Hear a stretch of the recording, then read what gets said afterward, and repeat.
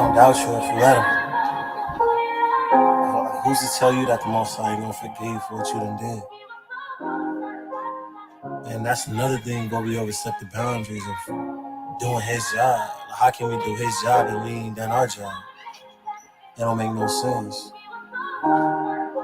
So I think as brothers and sisters, I ask Narcos, we should be more encouraging to each other, friendships, marriages as well. You could tell somebody, oh, don't do this, don't do that. Oh, I'll leave them. But then again, you in the same situation and you burning. If you're not a weed, he gon' tear you apart. So be careful what you say, can be slide in the dark. A wise man slow to speak, but he still with a heart. A wise man slow to anger, refraining from dark. I don't want no Grammy, now I got kingdom in heart. I done lied so much times I got holes in my heart. I done cried so much times I get headaches from coughs. And I done died so much times I perish at the thought. Pride is a way of evil, don't settle for sin. So put your pride to the side, let it blow in the wind. So keep your eyes on the prize, you gon' soar it again. So keep your eyes on the side, you can surf through the sin. Everybody doubted you, they gon' cheer when you win. Everybody shot at you, they gon' cheer for the win. Everybody laughed at you, you was running from sin. Everybody doubted you, they ain't trusting a friend. Everybody young and dumb, who changing their life. Everybody put in work, but who sacrifice. Everybody waking up, but who living their life. If you ain't rocking with the God, you ain't living it right. Oh, you ain't living it right. If you ain't rocking with your home, ain't living it right. If you ain't rocking with the God, ain't living it right. If you ain't rocking with God, ain't living it right.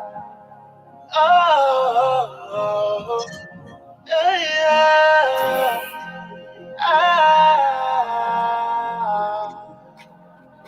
If you're not a weed, he gon' tear you apart. So be careful what you say, can't be slide in the dark. A wise man slow to speak, but he still a heart. A wise man slow to anger, refraining from dark. I don't want no Grammy, now I got in my heart. I don't lie so much times, I got holes in my heart. And I done cried so much times, I get headaches from coughs.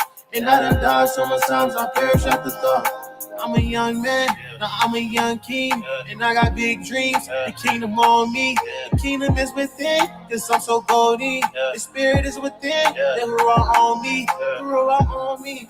Now I'm a free brew, I say I'm set apart, my mind is set apart, my people set apart, his people set apart. The evil's in the dark, the light outshines the dark. If you're not a weed, I'll tear you apart. So be careful what you say, can be light in the dark. A wise man, so to speak, but he still with a heart. A wise man, so to anger, refraining from dark. I don't want no Grammy, now I got kingdom in heart. I done lied so much times, I got holes in my heart. I done cried so much times, I get headaches and coughs. And I done died so much times, I perish at the thought. Yeah. Oh,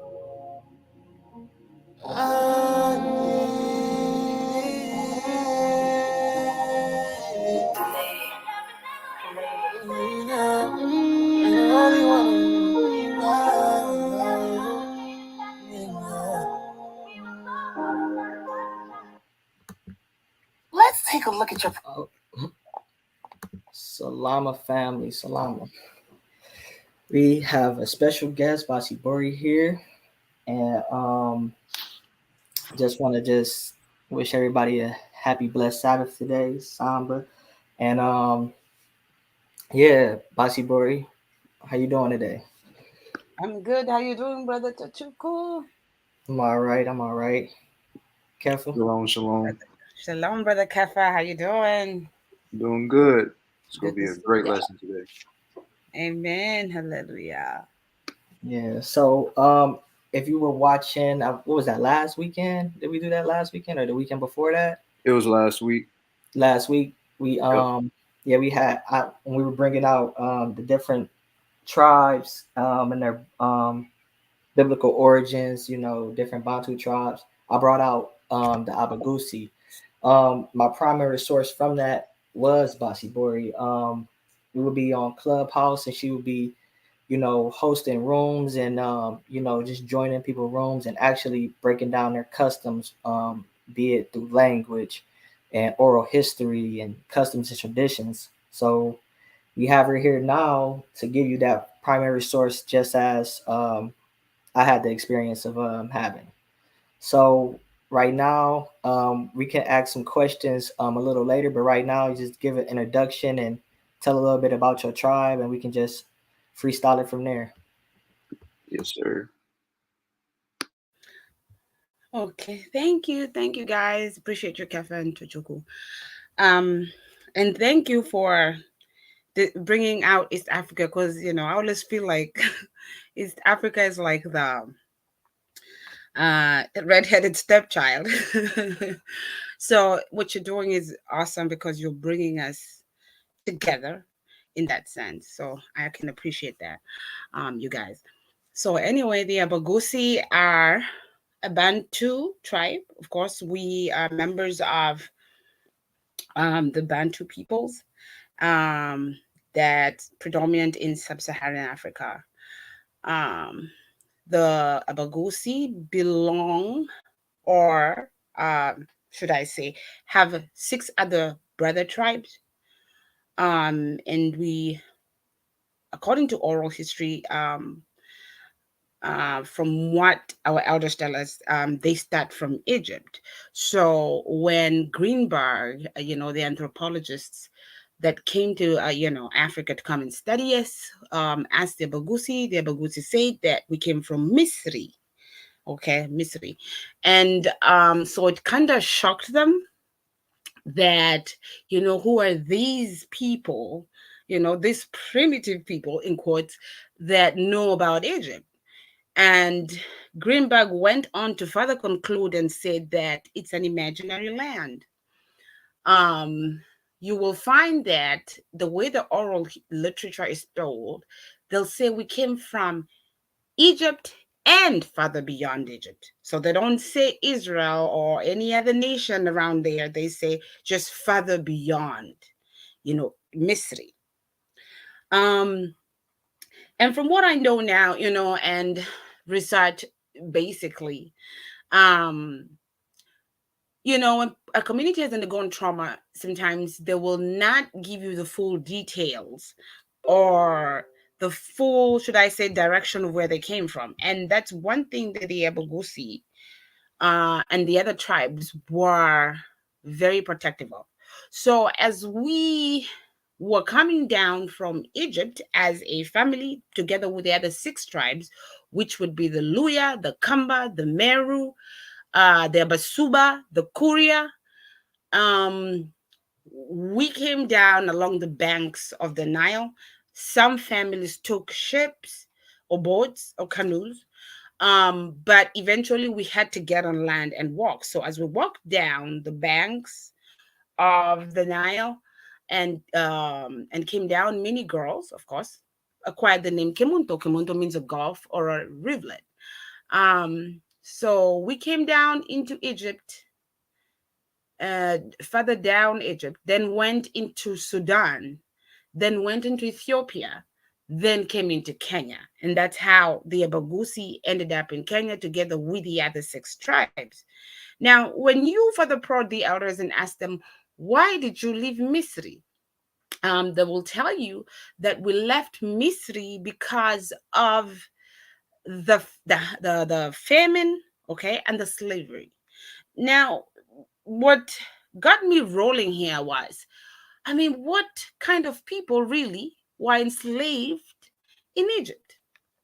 You know, and just from the basic common historical text, you'll see it was Israelites that were enslaved in Egypt. Now, you will find the Meru also talk, who are a very, I think, Meru, I can pick up so many words when they talk. It's pretty close to Kisi, but not as close as Kuria is, or Tended. The Kurias or the Tenders. So the Merus themselves do say that they were attacked by the red-skinned people, and even at one point they did undergo slavery under this red-skinned people, and they had to run and flee into, sub-Saharan Africa. So, Brother Tachuku, do you want me to just read you like a little excerpt about the Meru and enslavement they had with the red people? Yeah, because I was writing that down, just for you to talk a little bit more about that. But yeah, so you can go ahead. Okay, sorry. Okay, thank you. So it says, according to tradition, the Meru lived in a state of slavery far away from the present homeland under a people called Antu Bangu Tune, or Nhutune or Ngotuni, meaning red people or red clothes. The king of the red people was powerful and often harsh upon his subjects, but no one knows for sure who the red people actually are. If we take red to refer to skin color, then these people were most likely Arabs, for the Europeans had not arrived in East Africa. If red refers to dress, however, then the identity, if anyone's a guess, especially as the Maasai, Samburu, and other Nilotic tribes, who are nowadays known for wearing red, only adopted that tradition a century or so ago. The place where the Meru were enslaved has not yet been convincingly located. Some say that it was called Mbwa or Mbwa, the same name given by other versions of the myth for the body of water the Meru later crossed. Now, see, that Nimbwa in Swahili means a dog, okay? And you will find that it is a phonetic variation of the name Anubis or Anumpwa, but we'll talk about it later. Um, Others suggest that it may have been Buaram Tanga on the western peninsula of Manda Island in the Lamu archipelago off the north coast of Kenya. Others still posit that it may have been in Yemen or in some other place on the other side of the Red Sea. Okay, so the speculations as to where this place was.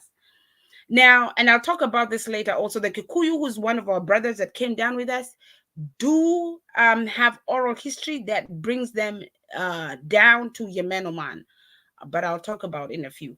So, whatever the exact location, this state of bondage lasted until the leader of the Red people started killing all the Meru male children immediately after birth.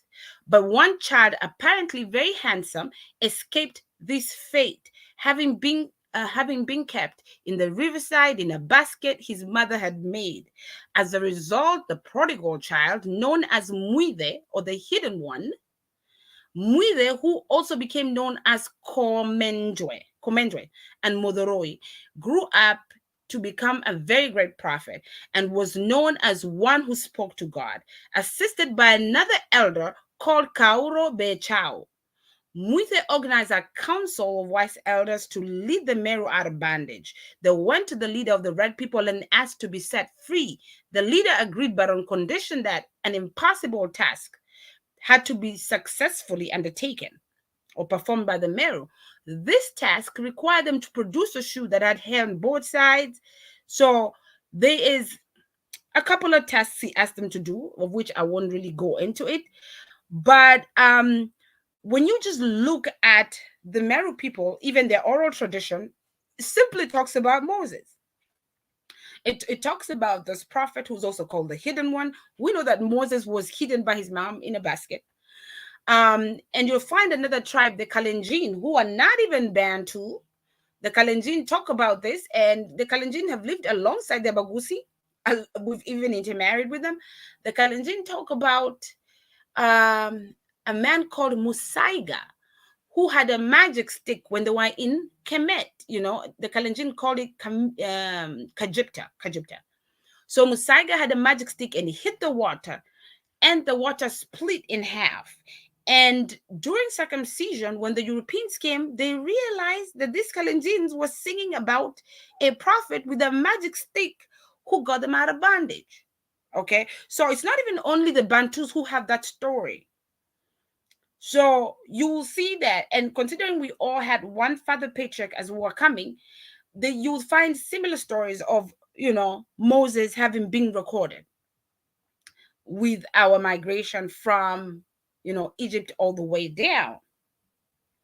Now, when this was told to me, the story was told to me, I started to investigate and I started to pray about this. And I had a dream that specifically told me that the answer I was looking for is in my culture. And I think I talk about it in my video. And so what I decided was to use the resources I had.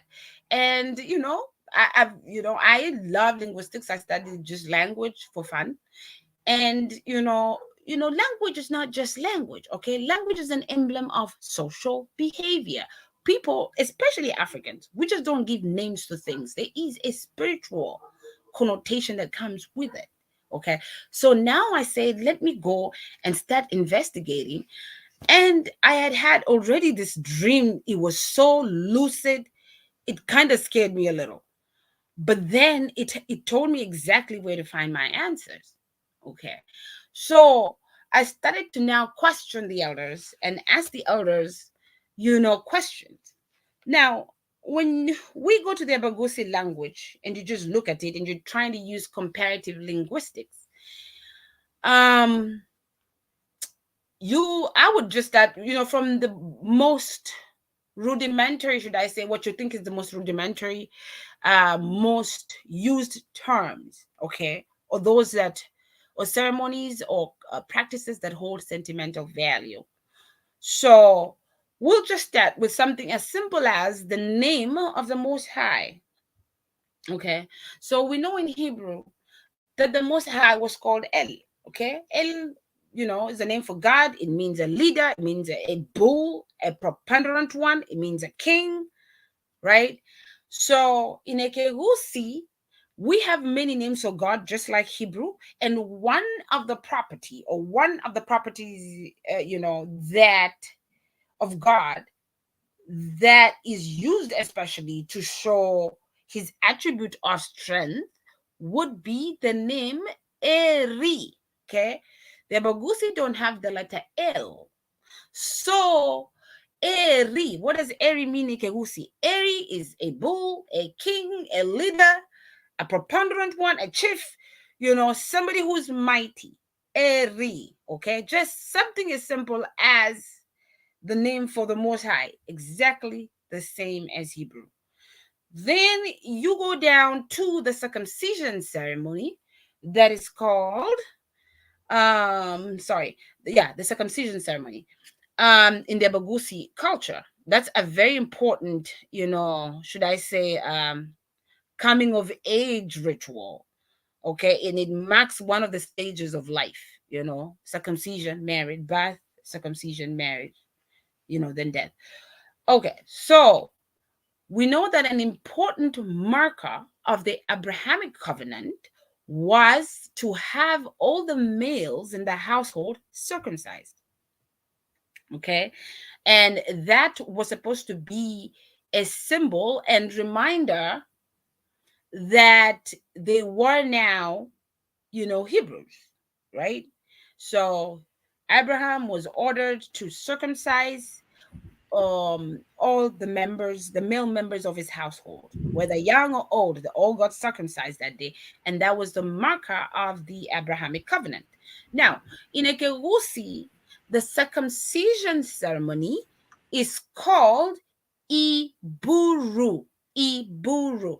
So when somebody is going for circumcision, you say they're going for Iburu. Okay, Iburu. Iburu means to cross over or pass over. Okay, exactly the same as the definition for Ivri in, with the modern Hebrew.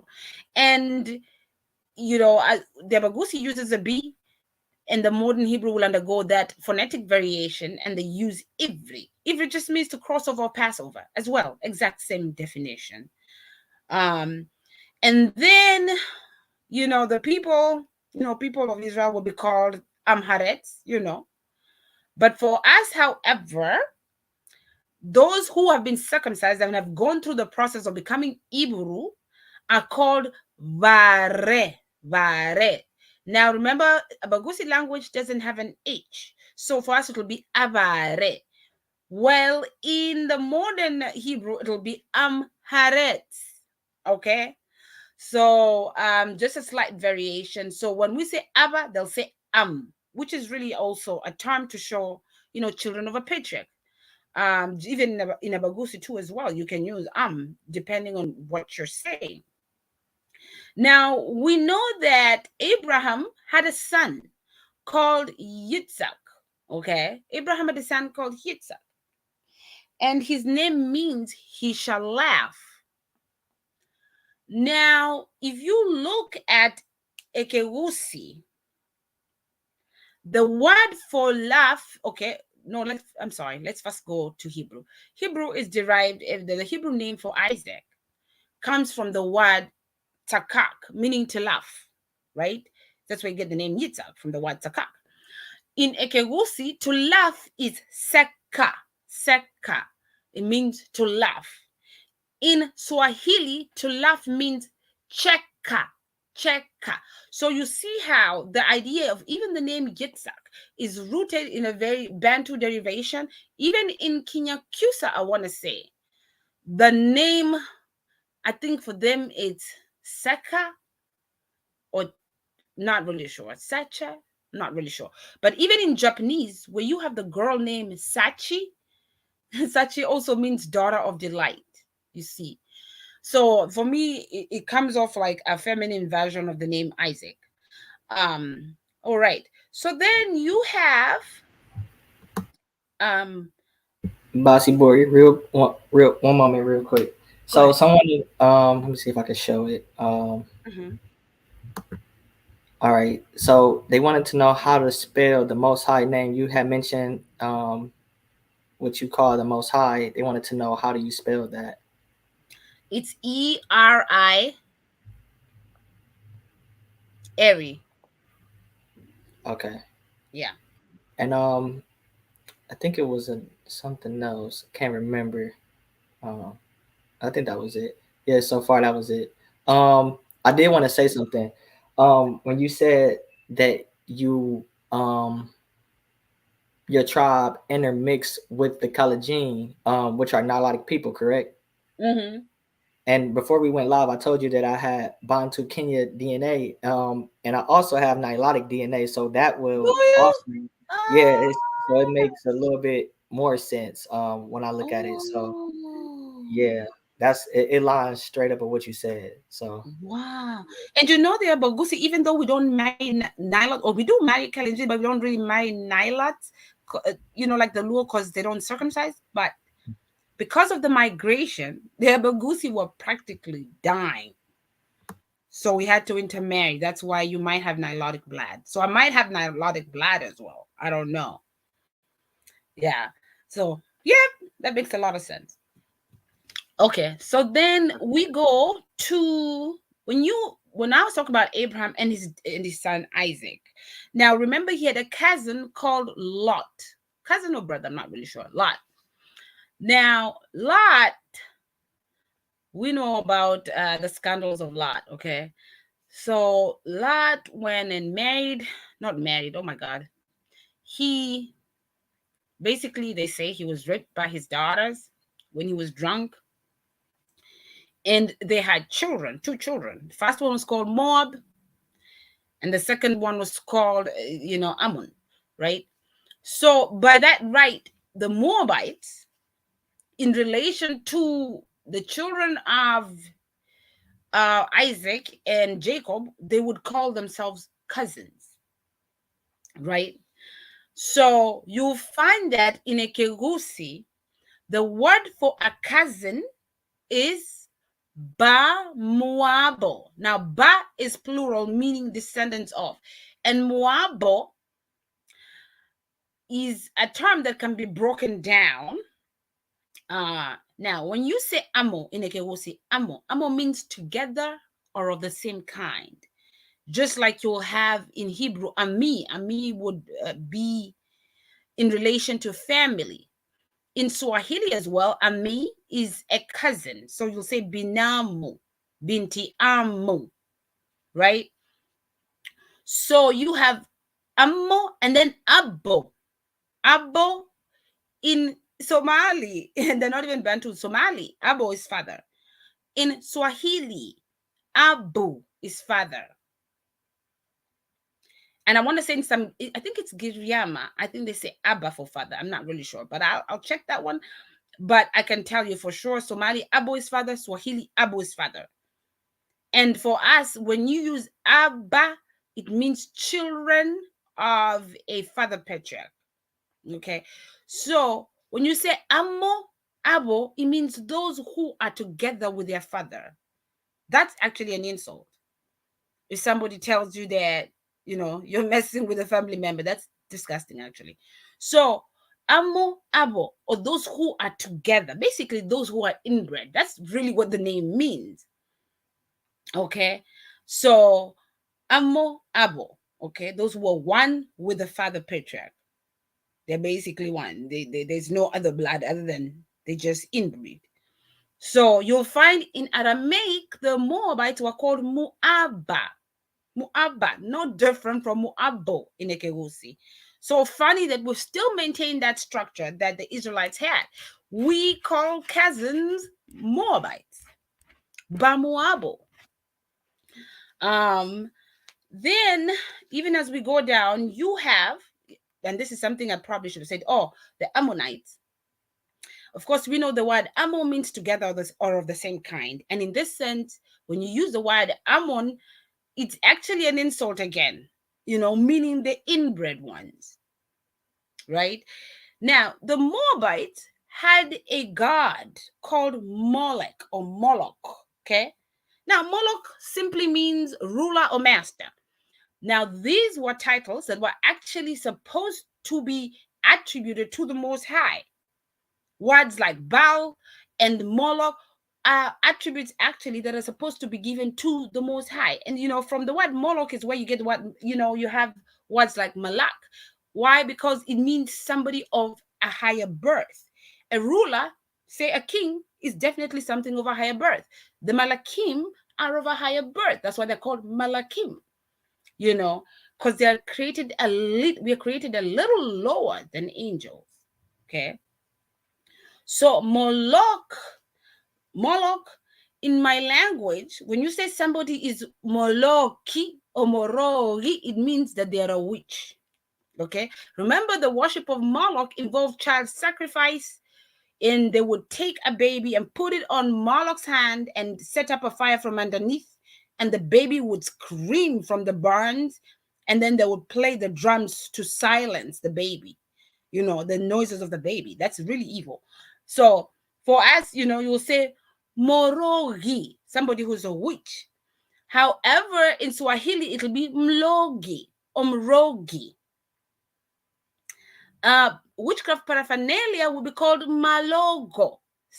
You see how the relation with Moloch is? However, yeah, you see it? Oh, good. Now, however, remember I told you the word Moloch means ruler or master. You will find, I want to say in the Sutu language, Moloki. Moloki is a savior god. You see? So these are attributes that were generally supposed to have been preserved for the Most High, and people took them and gave them to their idols. You even have the Canaanite god called El, who's shaped as a bull. These were things, attributes of God that they took and defiled, you see. Because the Israelites were shameless, no joke, in their idol worship, quite shameless, actually. All right. So this A is lot, one of the a lot still are. A lot of it still are yeah, shameless. oh my God, they still are. Yeah, no matter if it's on a continent or in the diaspora, we still shameless. Just shameless. I mean, look, even the music industry. You want to make something cool, who you gonna use? The priests,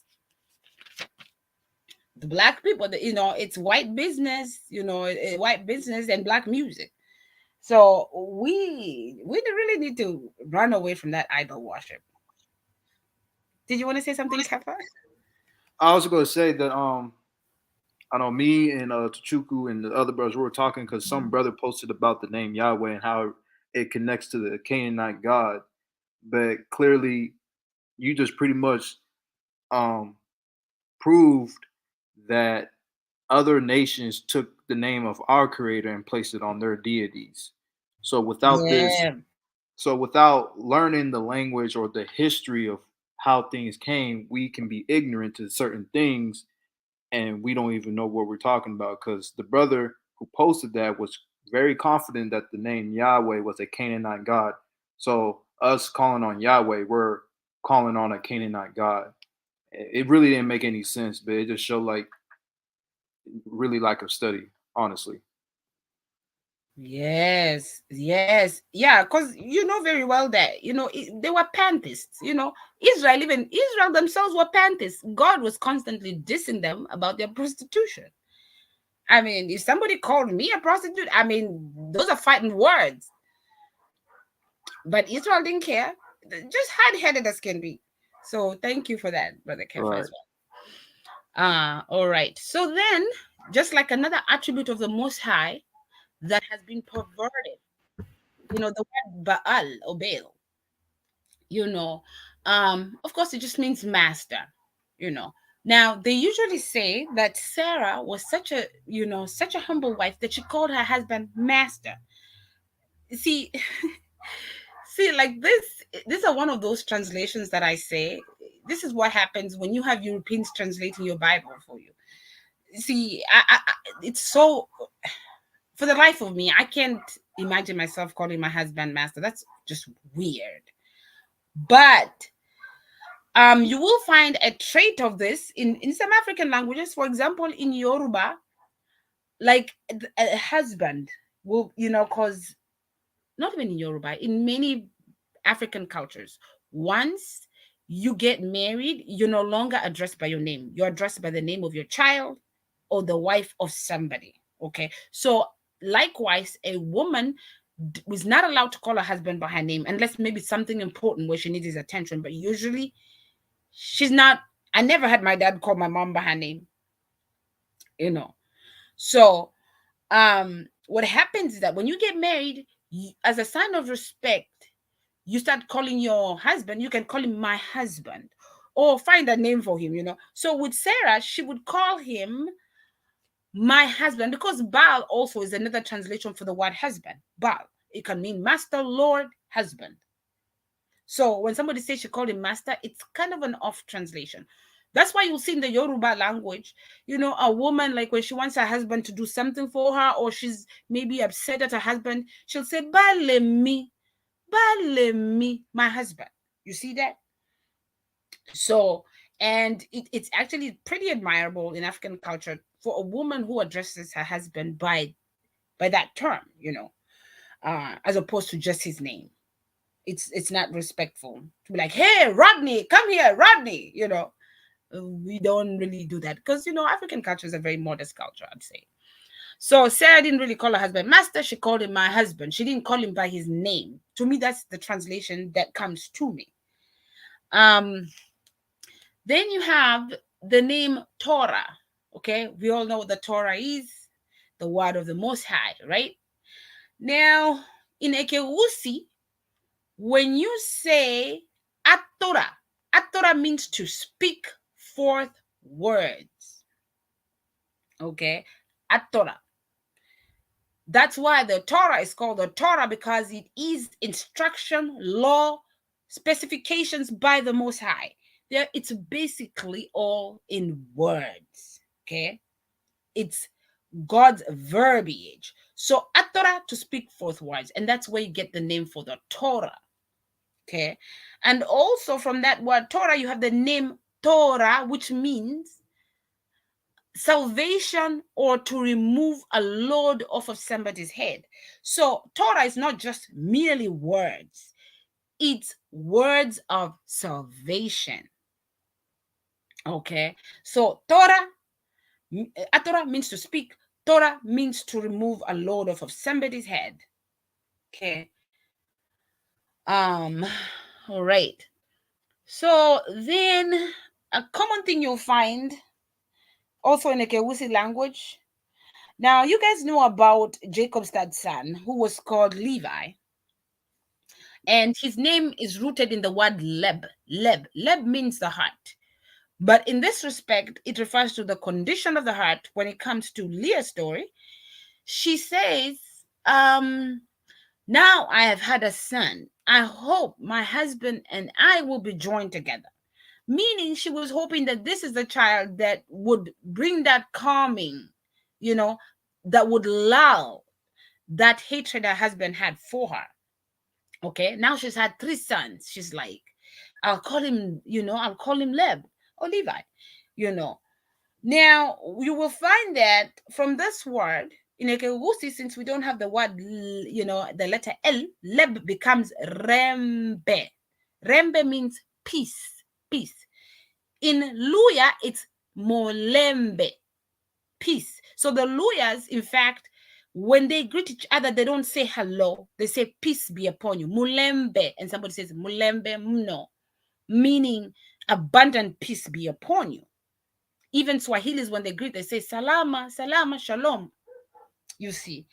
So, and this also joins with the Lumber people of South Africa, they've done DNAs and they trace their DNA to the Cohenite line, and you see again the idea of Lemba, Lemba. So you find that within Bantu tribes, the concept of peace, Leb, okay. And now, even with many people saying that the word Kohen, alludes to the priesthood, even in modern day Israel now, you'll find that there's people who say, my last name is Kohen, because I come from the line of Aaron. You will find that word in Swahili. When you say, in Swahili, when you say kahini, kahini means to read a poem or to read scripture. Okay, so nikukahini, kahini. However, mkahini is a priest. Swahilis also have, record of that, as, one of our brother Bantu languages. Okay, so I'll go to the next word, which is Sabbath, right? Sabbath, the word Sabbath.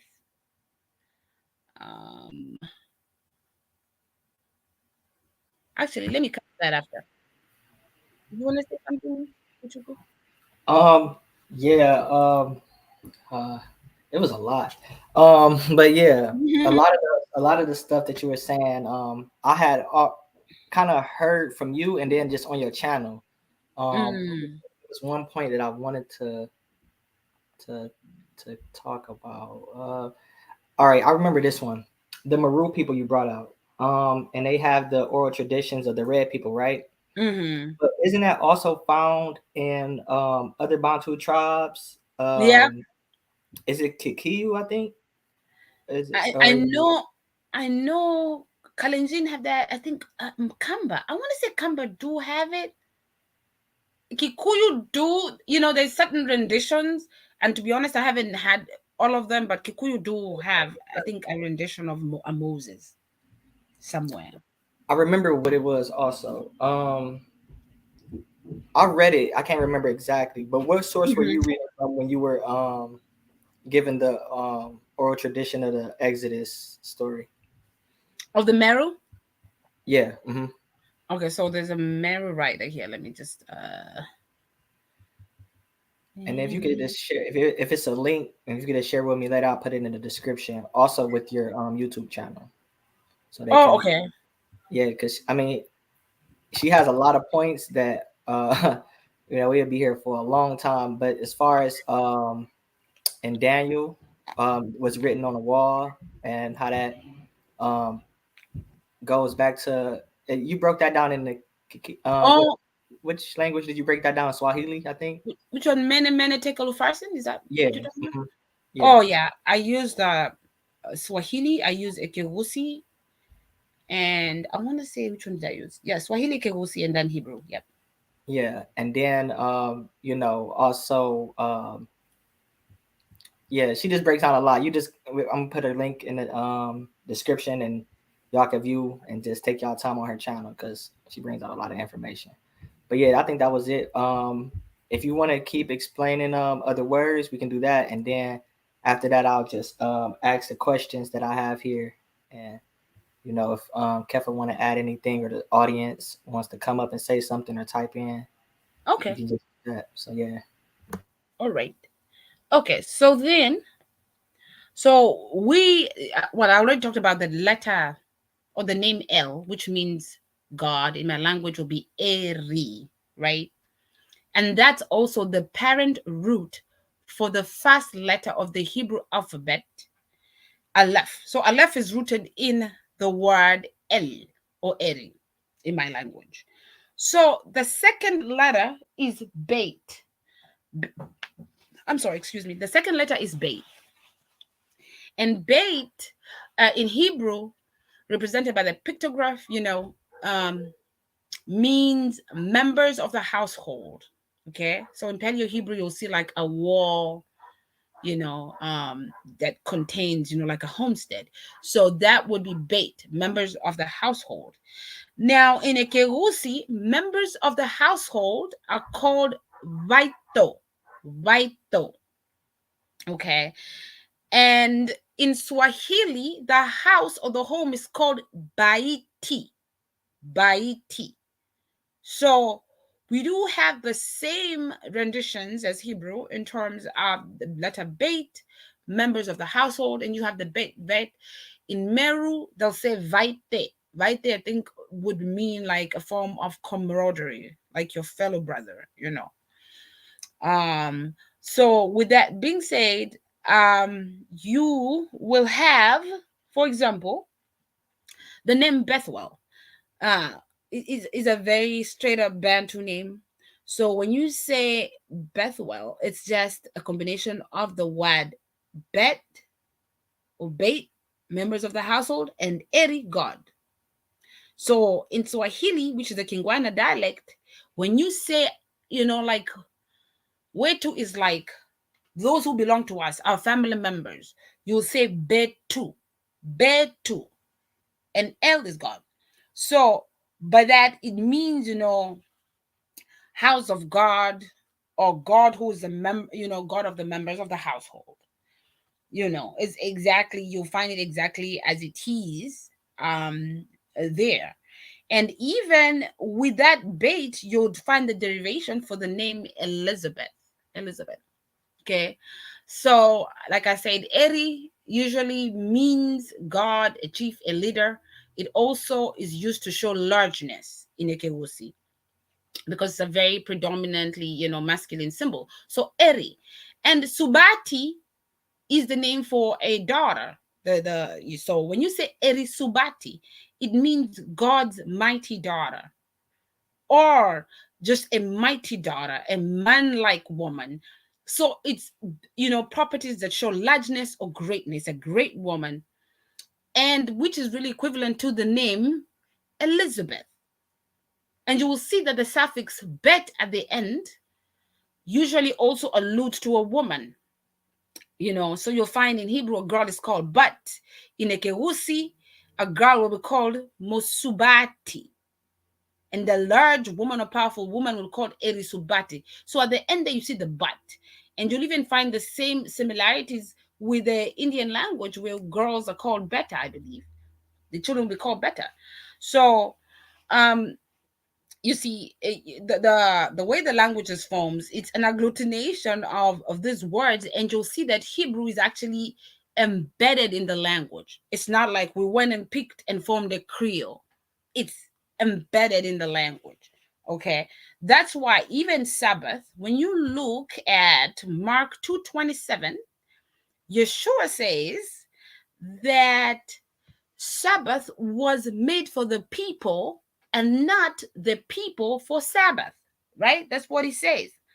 Now, if we break down the name Sabbath, now in Ekerusi, the name Saba means place of a people, a certain people. So, say I'm saying if this place is predominantly, occupied by African Americans, I'll say Saba African American. You see, but the word Batu or Bantu or Betu means people. So when you use the Ekegusi derivation, it says Saba, meaning place of the people. Why? Because the Sabbath was made for the people. So the name in itself is actually what Yeshua said, Sabanto. So in Ekegusi, it becomes Sabanto, meaning place of the people. Now, if Sabbath was a place of the people, who are these people who calls themselves the Beit, the Betu, just like Bantus? Questions, you know. That was an amazing point. That was an Amen, amazing amen. point. Yeah. Man, Yeah, that was good. That was really good. yeah. Can you actually just expound on Eli's about the nine? That was gonna be my question. If you Oh, just you know, I was just hoping you did that. expound on, you don't have to go into great depth because I know you got it on your channel. So if you could Yeah. just Oh my God, that Yeah. video. I was tired that day, but I feel like I should have just done it and cut it short. But yeah, yeah. But Eli, Eli, of course, is a name for the Most High. So in my language, it will be Eri, Eri. Now, you have the word Eri, Eri, Lama. Now, in my language, since we don't have the letter L, that would come Rama, which is basically the word Remu. Remu means to be, somebody who is strong or stands above others. Okay. That's why you'll find that in Swahili, a scholar or an expert will be called Mlama. Okay. That's why even in Tibet, you have the Dalai Lama. Why? Because that Lama usually represents somebody who is skilled or stands above others. Even the word lema means to stand above others in Swahili, in terms of durability, you know, good traits that make you stand out in that sense. So when he says Eli Eli Remu, it means my God, most knowledgeable God, most powerful, in the sense of one who stands out. And you see, it's even similar to the letter lamed. You see, lamed is represented by a walking stick, right? What the walking sticks do is, say you are crippled, they'll make you remove, okay, or lemu, because we don't really have the letter L. So it's my God, you who is my strength. And then sabak atan for us would be saboka atani. Saboka atani means burst forth, and then atani means divide. Now, some other Bantus do have different meanings, like my God, this is for the Sabbath keepers. I want to say, was it Zulu or Xhosa? I can't remember. There's a girl who does it. Um, but for me, it's my God, burst forth and divide. Now, when you look at the occurrences around Yeshua, what could have burst forth and divided? What was this something that happened that was out of the ordinary? Yeah, by every means. You have, when Jesus was about to give up the ghost, the curtain was rent in half. Okay. Then you have the ground being rent also in half, and the dead coming out, and they go and minister the word and say, they've been resurrected. So there was a lot happening within that time. So there was a splitting of the curtain, the splitting of the ground. And even when he says Eli, people are like, oh, he's calling Elias. Okay. Now, in Ekewusi, the word for God is Eri. But when I say Eri, I'll say there it is. There it is, something in the horizon. So it's possible that when Yeshua was saying Eli, Eli, lama sabachthani, he was looking up and the people were thinking that he was calling Elias, because the word for God and the word for Elijah is not really that far from each other. So you can definitely see that they probably didn't really understand the language that Yeshua spoke. Yeah. Did you want me?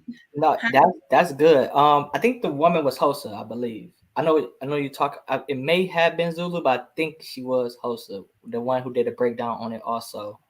Yeah, yeah, I think she was Kosa. I'm not sure. Yeah, Yeah, Kosa. but yeah, So, I mean that was a good brief, because I mean it's a breakdown in itself. But yeah, I just wanted to you know brush yeah. past that, touch on it. Um, so yeah, Kefa, did you have any questions, or did anybody in the audience before I get into the questions I had? No, I'm good. You can go on with the questions. All right, and if anybody Did got you questions in the audience, y'all can just post them and I'll put them up. did you want me to do the Greek, or you want to ask a Oh question? yeah, that's right. Yeah, yep. You can go ahead and touch that. Okay, so just okay. There's some words, that shows that at one point the Abagusii may have interacted with the Greeks. You do find various Greek words in the Abagusii language. And let's start with the first one that you will see, even like if you Google in the etymology, they'll tell you the word amen is rooted in the Greek word. And to me, I say that's nonsense, because you will find amen in so many Bantu languages. And of course, in Hebrew, they say, let it be so. And it comes from the word, I want to say, conjugation of the word aman, meaning, I want to say, truth. Now, when you go to the Kewusi language, when we pray, of course, we'll say amen. But this word is rooted in the word amaene. Amaene means truth. So even sometimes when somebody's speaking, they'll say, to show as a form of affirming what they're saying, they'll say, amaene, amaene. So that idea of people praying and then, responding to amen is a very Bantu trait of talking, you know. So amaene means truth, or, I believe what you're saying. Okay.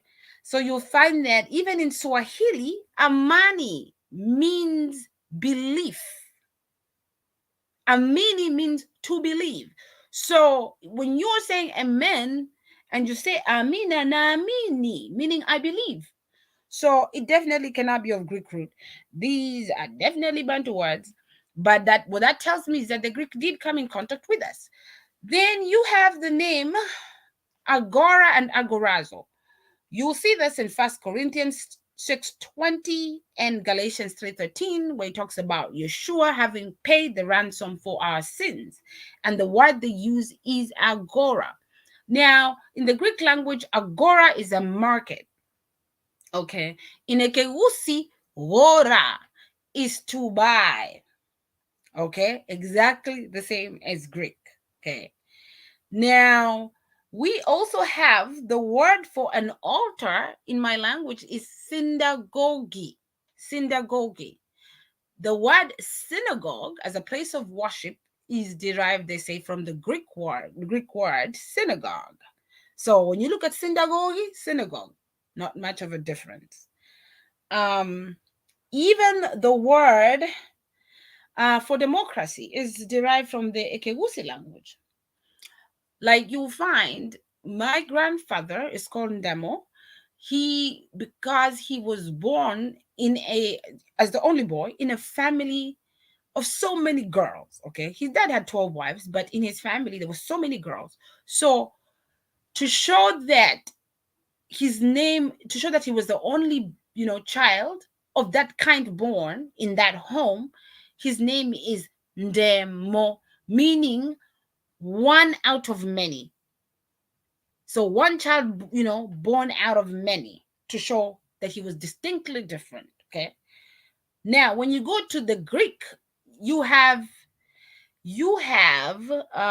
what is it called? The word demos. Okay, demos. Demos is a political unit formed by many. Democracy is a political ideology formed by many. Okay, so it's majority rule. But it's one. Okay, it's one rule formed by many. Demotic, common language spoken by many. Okay, so you'll see the one out of many so many times. Then you also have, let me talk about Archimedes. You have the Archimedes principle, okay? And listen how these Europeans lie to us. So they say that Archimedes came up with the gold ratio.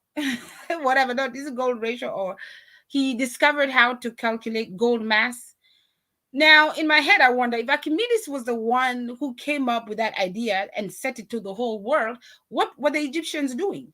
What were the Africans and the Nilotes and the Kushites who dealt with gold use it? You see, but in Ekeusi, the word for to write, to measure, to weigh is rika. Okay, to write, to measure, to weigh, rika. You will find in Hindu Sanskrit, lika is a word for writing. You will find even in Arabic, rika is the calligraphy for writing. Now, when you have Archimedes, and we know that Greek teachers went to school in Africa. These people stole and stole. But anyway, you have Archimedes running out of the bathroom half naked saying, Eureka, Eureka, because he finally calculated, gold mass, because he figured that if he threw that gold in the water and the water that poured out was equal to the mass of that gold. And he ran out naked. We know very well that Archimedes didn't come up with this principle. That was just a European story telling us, that he managed to calculate it. Because Rika just means to calculate, to weigh, to measure, you see. Yeah. So you have also the name Tobias. Tobias, if you look, they'll tell you it's of Greek origin. And it comes from the word tovia, meaning good. Now, in Ekagusi, tobia means to make ripe, to make good, amiable, or delectable. Okay? So tobu is good. Okay? So that's definitely a word that comes from the Bantu languages. So when they say it's Greek, I always question some of these things they say are Greek. Okay. So Tobia, good. Okay. So you find the name Tobias also means good. And in Hebrew, Tov means good. So while ours is Tobu, in Hebrew, it undergoes a phonetic variation and becomes Tovu. So this word cannot even be it cannot be of Greek origin. You find that word in Hebrew too. Because even when the Most High made the earth, he said it is Tov. So yeah. Did you want to have to ask any questions, or can I cover one more? Yeah. So did you see that? Do you see that screen? Mbote ya bosi and Pangi. Mbote. Yeah. So yeah, definitely. I'm just when last time we were on Clubhouse and you went into the Greek, we didn't actually get it recorded. So I'm just glad that it's recorded now. Hallelujah. Yeah, it's like Kelly. La Kelly. Yeah, girl.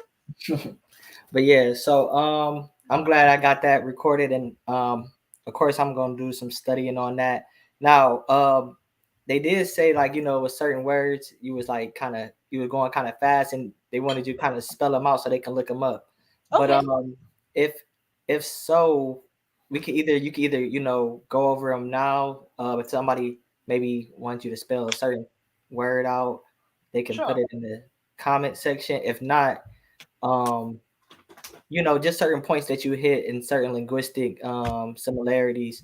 If you want to maybe send them to me, and I can get them to everyone and all of that. So okay, can you see the chat on the side there?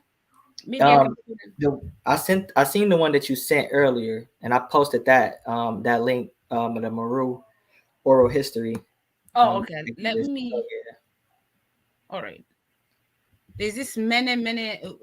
Okay. Yeah, just whichever ones, because they were trying to take notes on it and everything. But no, this is good history, good oral history.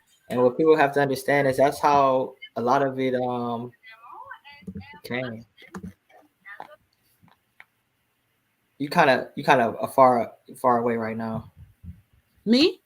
Yeah, you were kind of muffled for a minute, but you're okay now. Yeah. So I guess while you put those links together, I could just ask the questions that the brother Will had. He wasn't able to join us today, so let me get there.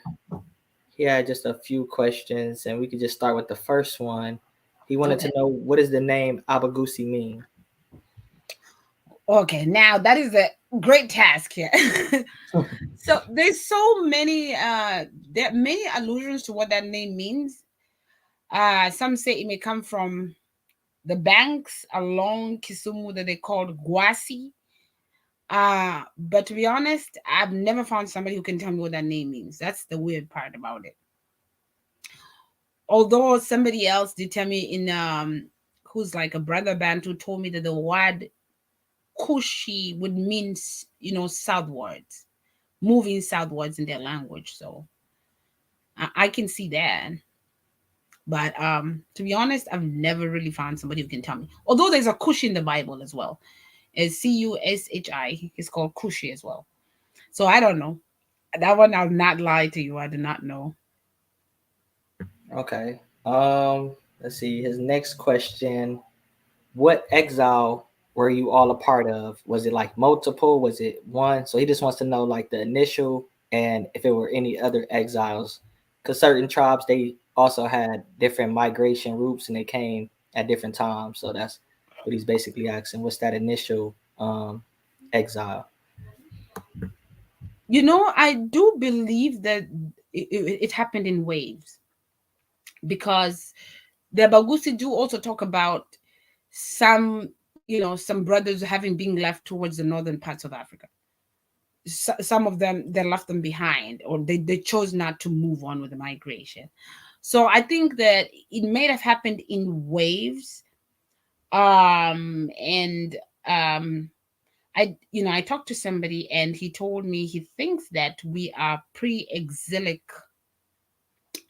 like the Hebrews, because see, like with the Bagusi, we circumcise our children at about the age of 8. Well, many other Bantus will do it at 8 days, although we do name, on the 8th day. But also, if you look at the Bible, there were practices that came in. And I think that the Abagusi started to circumcise maybe at 8 because of the migrations. And the Kalenjin talk about this too, that during the migration, they had wandered so much and the children had not had a chance to be circumcised. So when the Kalenjin go to a place in Kenya called Gilgil, they circumcised the boys because of the years of wandering. They got to Gilgil, they circumcised them. So guess what? Those boys are already grown. So I think that practice of circumcising grown boys may have been as a result of that migration. And you'll see that even in the Bible, in the book of Joshua, that the Most High tells Joshua to prepare, take a flint or a stone so he can circumcise the boys because they had been wandering. So Kalenjin had the exact same story. Now, Joshua's incident happens in Gilgal, okay, in a place called Gilgal. The Kalenjin circumcision happens in a place called Gilgil in Kenya. You see that similarity? So, and it's on a, it's a very mountainous area. Gilgil is kind of mountainous and rocky. So, there seems to be parallels where you have, you know, should I say, scores of people coming in and then trying to find where their brothers went to. That is definitely something I've seen. Yeah, for sure. Okay, so I also seen different accounts of sub-Saharan tribes that could be pre-exilic also, and that would be one of those customs that would be different than what we see in the text. Yeah. So I could definitely see that. So yeah, his next question was, oh, I think you already answered it, but I'll just ask it. Are are the Abagusii divided into separate families and sub clans? Yeah, definitely. And each clan has a totem. So I come from the Congo clan, the totem of the baboon. So I definitely cannot marry somebody with a totem of the baboon, because that means I'm marrying. That's incest. Yeah, we do have that. And you have the clan of the prophets, the clan, of, okay, let me tell you something interesting. We have a clan called the Abasamaru. Okay. To me, this to me, I argue, are the Samaritans. They're called the Abasamaru. Now, remember what Jesus said about the Samaritan. Samaritans had a bad reputation. They were known for not being very good, but this good Samaritan helped this man. And that's where you get the name Good Samaritan. Now, the Abasamaru, the name means to eat greedily. Could you believe it? The name just means to eat greedily. So I seem to see parallels with the Sumerians and the Abasamaru. So you will have different clans, with different names and different functions of what this clan performs. Yep. Any? Okay. Uh, so yeah, I think he had one more question. Let me look. I'm posting the link you sent me also, but let's see. What was his last question that he had? Um, and do you have a priestly clan? Definitely. Yeah. Definitely. And you can even look him up. You'll see his stories. He was called, that's the last one that really left an impact on us. He was called Sakawa, the Abagusii prophet. Sakawa, Sakawa. And Sakawa prophesied of the coming of the Europeans. And he said that the Europeans were coming and they'll come with a snake that belches smoke. Okay, a metal snake that belches smoke. And they won't have any shoes. Instead, they'll have metal because that's what he saw in the vision. He didn't really know what European clothes looked like. And the metal snake that belches smoke was actually the East African Railway that's still there until today. So remember the killer lions of the, what are they called? The killer lions. There's a movie even Hollywood did about it. Lions that would kill railway workers. So that was actually something that was prophesied, and not only the Abagusii prophet prophesied about this, the Kamba prophet did, the Kikuyu Mugo Wakabiru prophesied that. So each, I want to say many of them, all of them, I would say they all had clans of prophets. Yep. And priests. All right. And anybody in the audience want to ask any questions? I did have a question. What is your how do you say your last name and what does it mean? Ibongia. Mm-hmm. Oh, Ibongia is it means to collect together. So yeah, the idea of collecting together. You definitely playing a part in that. Just by the rooms you do, Hallelujah. definitely because you know, that's one thing I do miss about Clubhouse.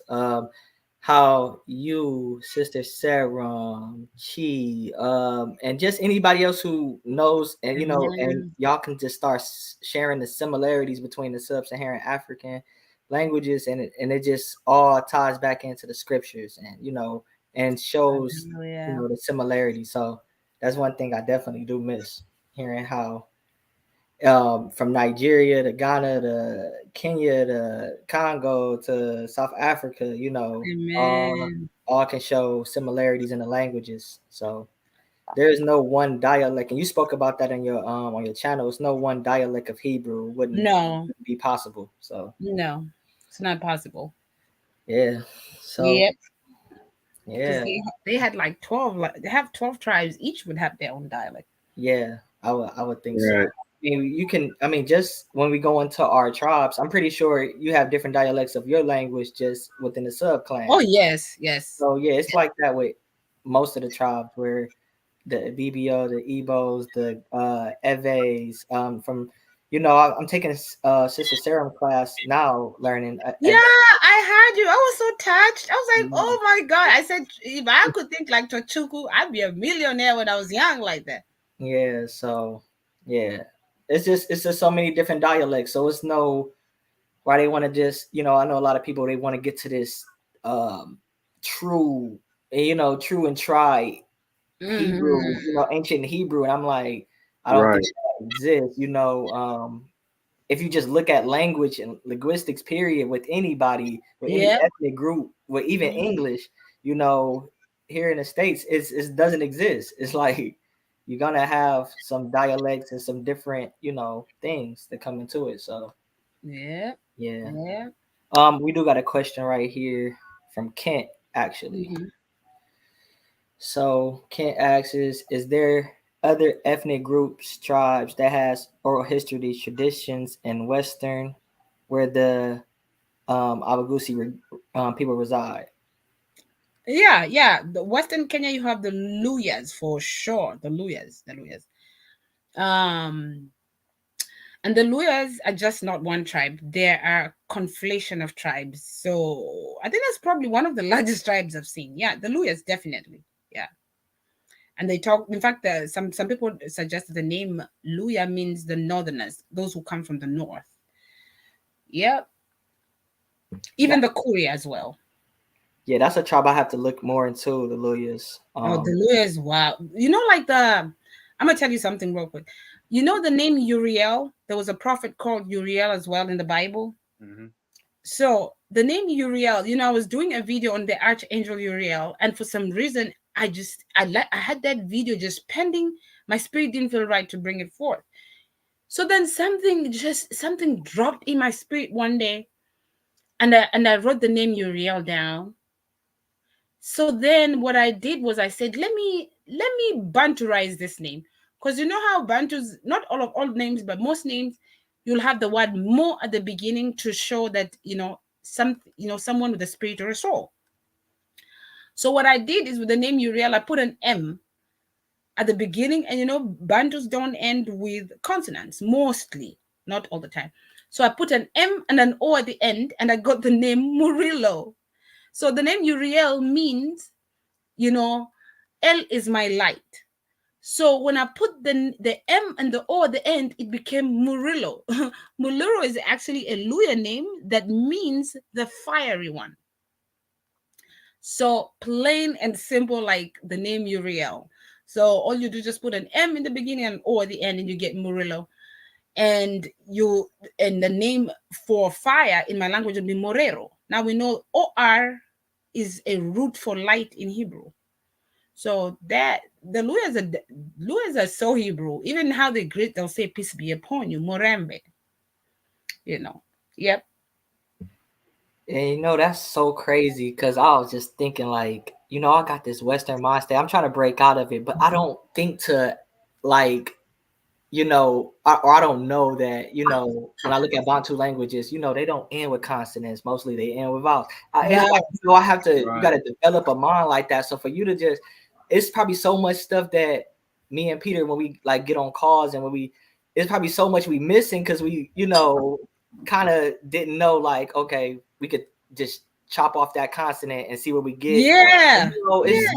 And we could, and I mean, to know that about the Bantu languages, I mean, and now that you said it, it makes perfect sense because I'm looking at the words that I remember, in my head. But I gotta go. We, dealing with West African, and it's just a lot, But those are the key things that, I'm glad that when we communicate, we get, because now I'm about to be looking at it like, man, I'm about to chop off this constant. Yeah, that's what you don't be afraid, and that's what you should. Now it shows that you're building that scope of, you're thinking now like a linguist. So let me give you a trick question here. So do you want to write down, Peter and Tochuku? Do you want to write down the name Rephaim? Oh, yeah. I don't even. You gotta spell that out for me. Yeah. Okay, Rephaim would be REPHAIM.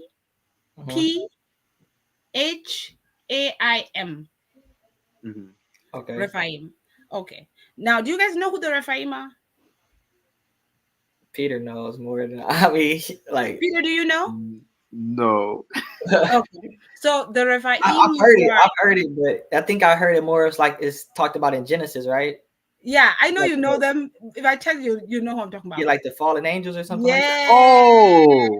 Yeah. So, I did like studies on it, but yeah, I've heard of it. Yeah, so the Rephaim are called the dead ones, or the sunken ones, or the ghosts, right? Because they were interdimensional beings. Now, from what you've written about Rephaim, remove that P. So truncate that P. Tell me what you get. Rehaim. Yes. Rahim. Okay. So when you come to Swahili, when you say Rehemu or Marehemu means the dead ones. Like ancestors who are dead, or the living dead. Exactly like Hebrew, Rehem. Wow. Rephaim. Wow. Yeah. Let's see. It's just a lot, but it's good, like you said. I'm getting that mind state because it's times I'm like, I don't want to just, because I may make a connection and I may be stretching it, but if I knew like the principles of the language, like, mostly it ends in vowels, mostly, you know what I mean, it would be better to understand it. Then you still got to understand the language, but that comes with time too. So There Right. comes a time, but as long as you have that spirit in you, you go. I mean, Chochuku, the way you're coming, you make me want to learn another language. Like you scary. Yeah, yeah. I Hmm. mean, yeah, language has definitely become my focal point in studies. Yeah, Amen. it's definitely became my focal point. Hallelujah. Yeah, definitely. But if anybody else had any questions or if you wanted to just add anything else, I Oh, think we definitely got a lot so far. oh, this is your L. Oh, your L. She says, I just subscribed. This is so dope. I'm learning and studying my own different languages as well. I truly. Oh, Yeah, so thank you. she was saying that she subscribed to you, your channel. So Oh, really? Oh, yeah, girl. Oh, yes. See, I'm yeah, yeah, she I'm has such a subscribed to kid. you. So, yeah, Hallelujah. I'm such a baby. It's okay. So right. Like he said, it's so many gems. It's just Yeah. where to start, you know. And I mean, it's just where I went to is definitely oral history. And when we Yep. see these stories like the Maru tribe that she posted a link for, and I'm put it in the description. When we start to see stories like that and we start to see it, you know, we have to put that over what we or text, I would say, not text as a biblical, but how y'all need to see this. You know, the Western mind state, they need to see this. Like I had a dude ask me today, um, he needed a peer reviewed, um, Yeah. Evidence. basically, yeah, like evidence of the He, you know, his words were the African Americans being tracing back to the Levant. Hmm. So I was what? saying, okay, for one, we don't have to use African Americans. We can actually use continental Africans. Right. Holla. And then once we used continental Africans, I sent them something that he needed, and that was from what college was that? That was Stanford. Stanford, yeah. And I sent them Amen. where it's the Palestinian origins of the Efik people in Nigeria. Hmm. And now he was like, when I'm guessing you trace back, okay, so you're Palestinian. I'm like, you ain't even get a chance to read it. You see a title and you see what college is from. You don't how do you consider this a credible source? Like, and it's so early. It was like written in like, I don't remember, but it's like you needed that to be able to concede to the fact. When oral history dates back further than that, and it's been Hmm. in accounts from not just the people of the tribe, but also the colonizers that came and observed them. So Right. it's like, you know, Yeah. it's crazy. But yeah, I go with definitely oral history first, and then we can go into historical accounts. Now you're thinking like an African. Yeah, you know, I mean, yeah, that's the only way. Because if we think like this, we're gonna be lost like we are here now. So Yeah. Oh, yes. That's Yes. that's how you find the people. You look through language, culture, customs, and Mhm. it always points to a certain ethnic group. And I wanted to say something else too, because you mentioned about the cousins and how that ties into the Moabites and everything. Now it Oh. may be people may not agree with it, but in Algeria, which I do have North African DNA also, um, Mm. it's a group of people called the Moabites, Mm. Mm-hmm. and I actually have that DNA in me too. So it kind of goes hand in hand also, and I know a couple other brothers who have that in them as well. Um, so Ah. yeah, and we Ah. know that even in the Bible we did mix with the Moabites, and we were told not to. Yeah. Yep. Right. Yeah, Yep. so that's one of the other things too. So yeah, Ah. it's so when you were talking, it was just a lot of things that was just hitting, you know, for me. And plus, I had already had a spiel from you before and been on your channel, but Yeah. I still learned something today. So Yep. Amen. yeah. So I was going to say that. Okay, this one's pretty simple. Um, thank you, Rachel. I see you. So this is pretty simple. Like the name. See how Gera is a weight of measure. In Israel, and I want to say I don't know how many shekels made a Gera. Does anyone know here? But a Gera is definitely a weight of measure, and I think it required a number of shekels to make a Gera. I mean, I can look it up. I can't quite remember. But in Ekewusi, when you tell somebody to say measure something for you in terms of flour, food, you say gera. So the root word is gera, meaning to measure, weigh. Okay. And so, oh, actually, here it is. A gera, Romanized gera, is an ancient Hebrew unit of weight and currency, which, according to the book of Exodus 30:13, was equivalent to 1/20th of a shekel. So it was a unit of measure. Yep. So in my language, when you say measure this for me, you say gera, exactly like the Hebrew. Then you have the name Emmanuel. Okay, the reason why we're here. So when the archangel Gabriel came and appeared to um, um, Mary, he told her, "You're going to have a son, and he shall be called Emmanuel." Okay. Now, they translations or the commentaries they have and concordances of this say that Emmanuel means God with us. Personally, I feel it's slightly off. The translation's off. Okay, I feel that it means God in us. Okay, and I'll tell you why. Now, in Hebrew, when you break down that word, im means with or beside, right? In Hebrew, im. And then the word umma. Umma is, of course, family. And that's the exact same word in Swahili. Umma is family or members of the community in that sense. Okay. So im umma el.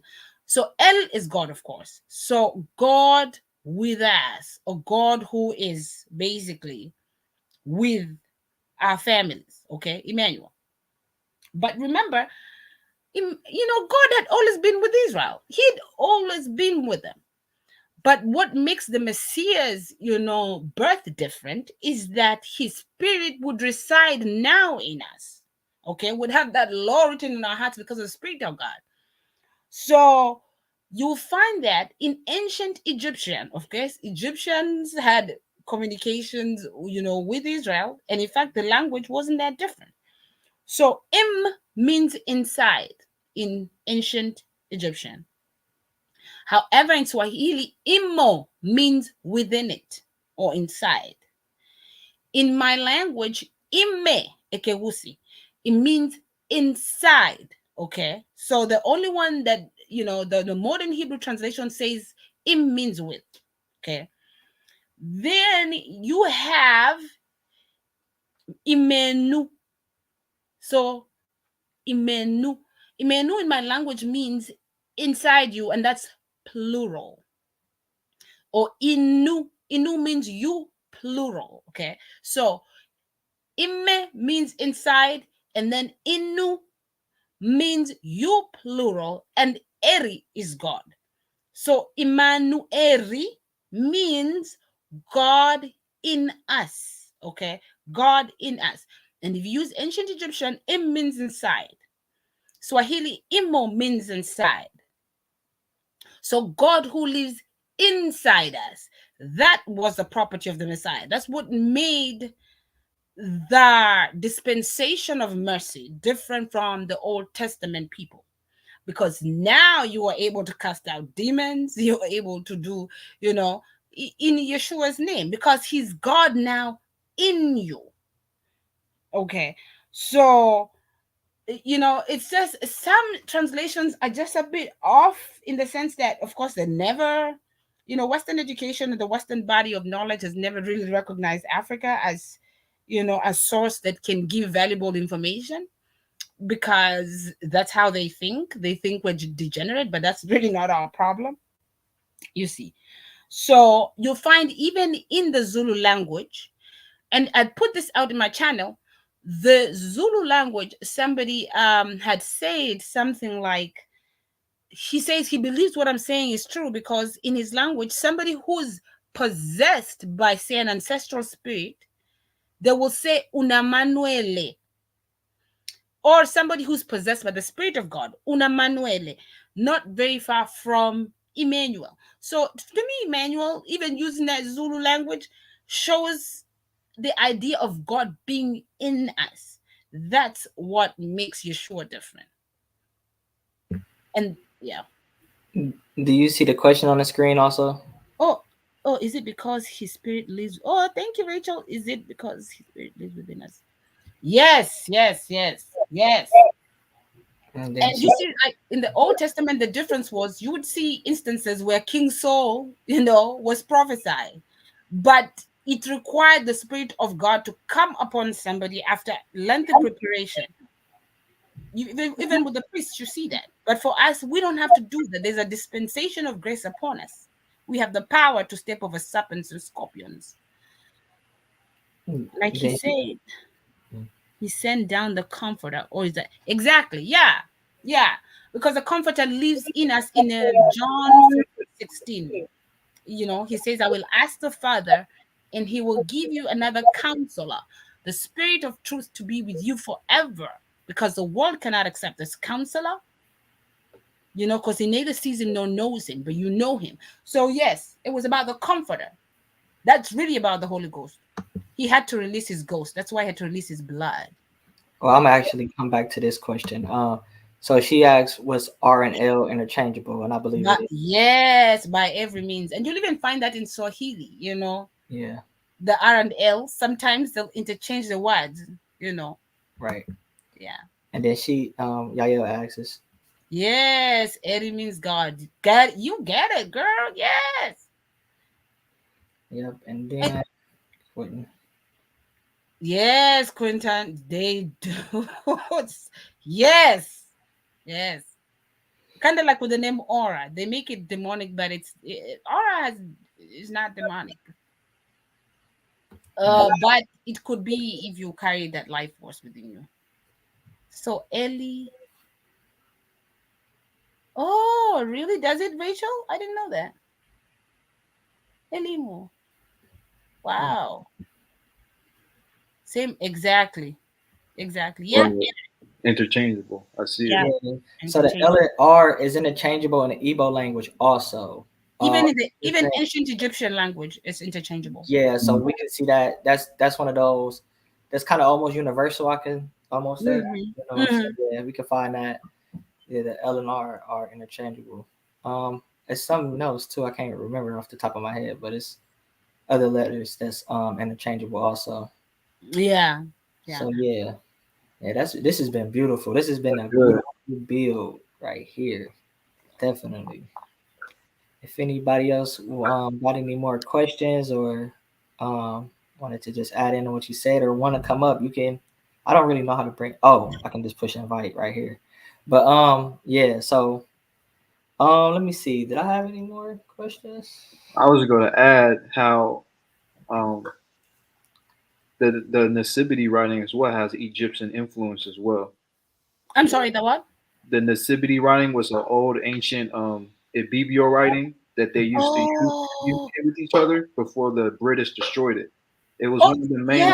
yeah, it was one of the main languages that was being used when our people first settled there in Nigeria. So among the Igbos, Ibibios, they even stressed out in the Cameroon, they used the Nasibiti writing to communicate, and we see Egyptian influence in it. And then when we look at um, I forgot what it was. It was also a The symbol in Ghana. Yeah, I can't remember what it's called, but it's amongst the Khan and maybe some other people Is it also. that Dinkra symbol? Yeah, and Dinkra. Now Ah, right there, yes. you can see similar symbols in the Dinkra symbol and in the Nativity writing. Oh, Yeah, yeah. Dinkra. Yeah. And that's a common trait you'll see with Bantus. They'll even Kalenjin have so many traits of Egyptian in them. And you see, like even Abagusii, there was a trend there where women would shave all their hairs. The men always had long dreadlocks, but that idea of shaving heads was an Egyptian thing. But I know my dad doesn't like us shaving our head like all the way down. That's not something he. Oh no, actually, he look at you weird. So you see that some things we did pick up even cultural customs from Egypt.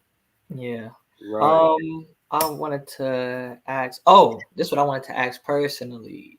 Well, it's for, I mean, anybody. Do you ever thought about doing a class as far as teaching, like kind of what Sister Sarah doing, teaching? Yeah, I'm trying to Yeah. get the books actually. Okay. Okay. Well, just let us know. Because they would Yes. definitely, you know, that's what I'm interested in, you know. And I dedicate my time outside of you know, career wise, if we're talking linguistics, I dedicate my time to that and studies just based on that. So Amen. yeah, I've been waiting for you to you know, get back on YouTube also. I Oh know. yeah, yeah. I want to get. I'm trying to get. I'm getting a new like facelift, so I'm getting a new program put in because Okay. that one was frustrating me. So, um, Yeah, yeah. that's But good. I was wondering, can I talk about just one more here? Mhm. Yeah, Uh go ahead. I mean, you know, I'm free. If you, I mean, it's just as long as you want to go. I mean, the, you know, video is gonna be saved. So okay. Yeah, this is good. yeah, it's. I mean, like Hallelujah. this is the stuff that you know we need, especially here in the diaspora that don't have this information, oral history readily available. Which she also presents, you know, articles and sources and biblical references. So, but you know, it's the oral history that we mentioned. So, and it's firsthand account. So that's what's Exactly. needed. You can go as long as you need. Hallelujah. Oh, thank you for giving me this chance. So, if we go to Exodus 11, for those who need to go there, Exodus 11, and I'll just start from verse 1. So now the people complained about their hardships in the hearing of the Lord, and when he had them, his anger was roused. Then fire from the Lord burned among them and consumed some of the outskirts of the camp. When the people cried out to Moses, he prayed to the Lord, and the fire died down, so that the place was called Tabera, because fire from the Lord had burned down among them. Okay, so this is pretty simple. Now, when I saw this word Tabera, I was like, what? Now, remember that the people cried out to Moses, and then Moses prayed to the Lord, and the fire died down. That is exactly where you get the meaning of the name in verse 2. Exodus 11:2 is where you get the meaning of that name. Okay. So, Tabera in my country, when you in not my country, but in my language, Ekeusi, when you say Tabera, if I tell somebody, oh my God, please, could you watch the water for me on the stove? Tabera. Tabera means let it not boil. Okay. And the suffix vera means to boil or to burn. And vara means like when the sun is like hot, like shining, it's burning. So when you say tabera, it means let it not boil. It's actually negative. So that, well, in Hebrew they say it means to burn. In Ikegusi, tabera means let it not burn. And in fact, it says, when the people cried out to Moses, he prayed to the Lord and the fire died down. So the people, as a commemoration, called that place let it not boil.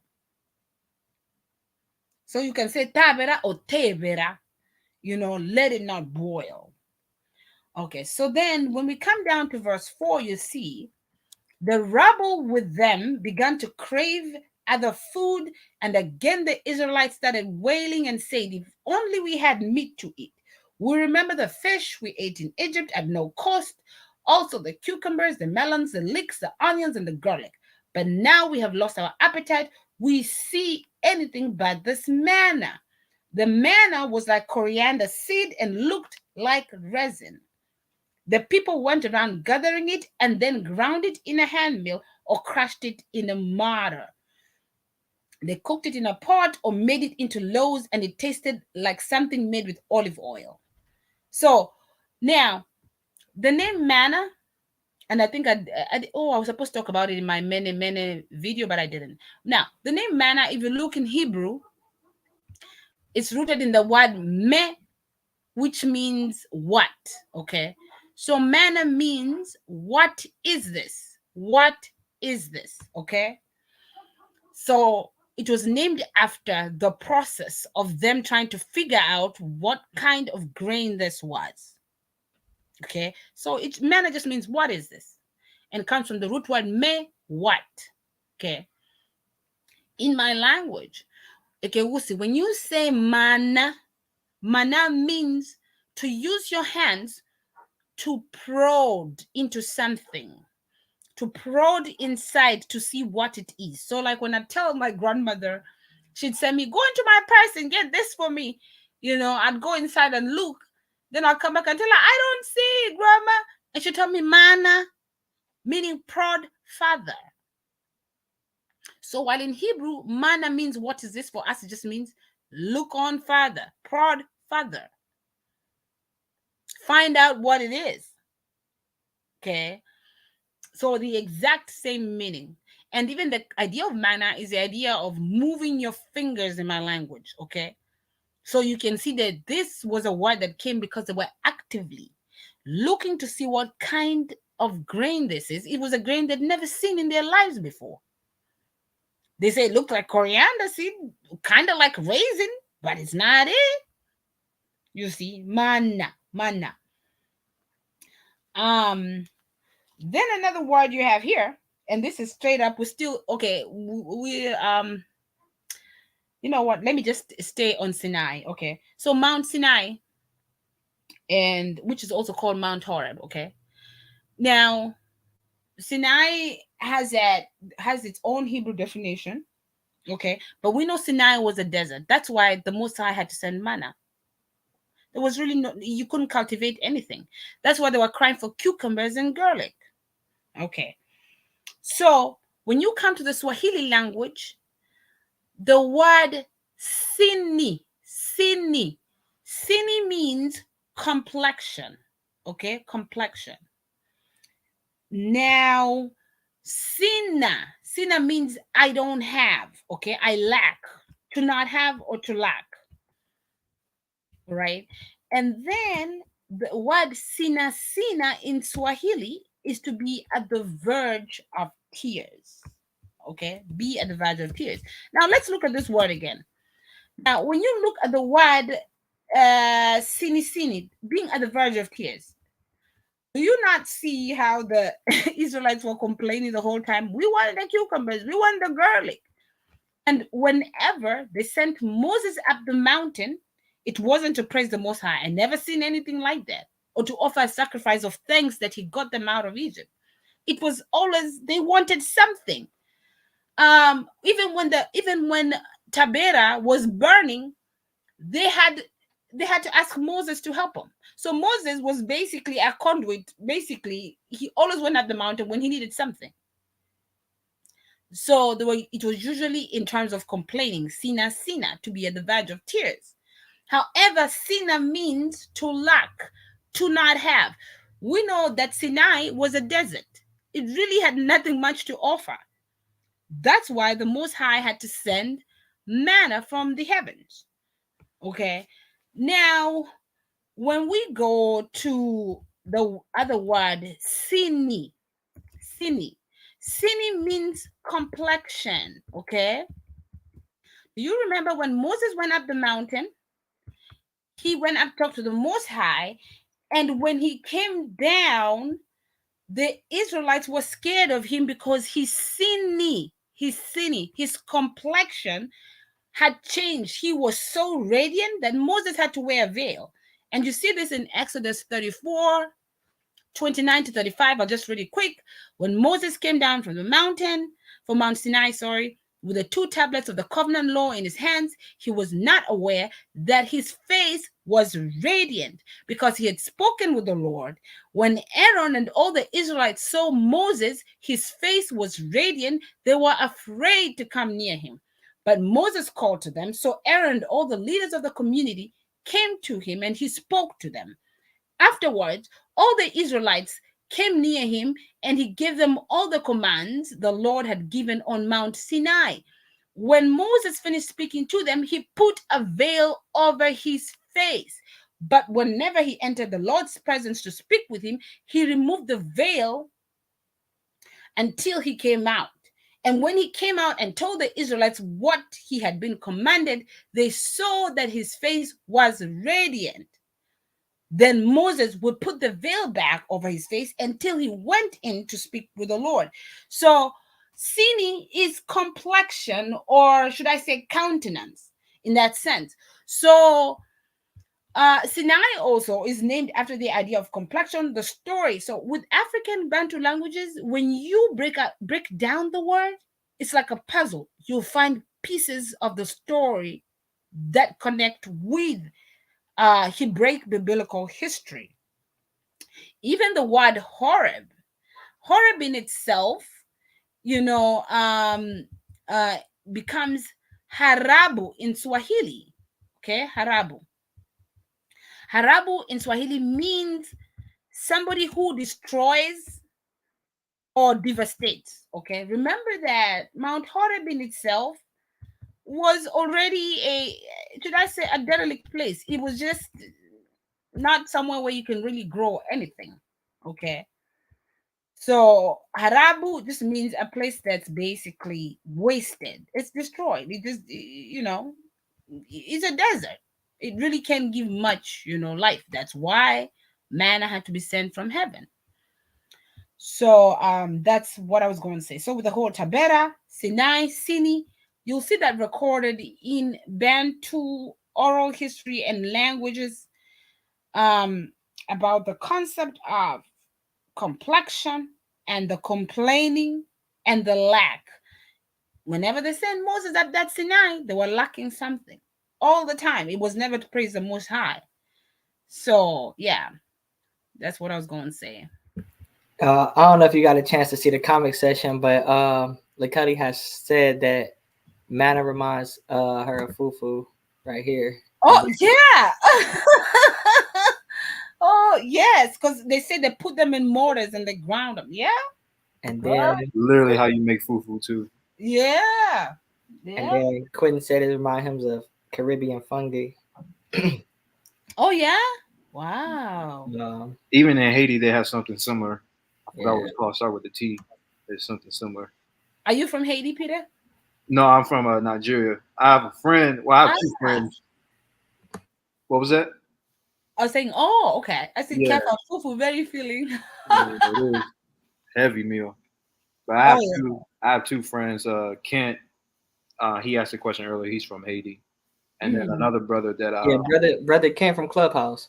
yeah, and then another one too. He's from Haiti too. He was actually breaking down Haiti history and all that, and he did the comparison with the fufu, and I forgot the name of it. It's on screen Mhm. right now. Yeah, Thompson. Yep. Oh, Kenton. Oh my God, where did Kenton go? No, he hasn't been on Clubhouse. I don't know I because haven't seen Kenton left forever. yeah, I don't know. Ooh, Kenton, I'm mad at you. And if you want to, Ken, if you want to come up, I'm about to throw a link in the chat. You can come up. But yeah, Yeah, we see the African traditional food we see in the diaspora. It's just beautiful to see that. Yeah, that right. food. And did you finish? Oh my God, did I interrupt you? No, Oh no, you. I'm done.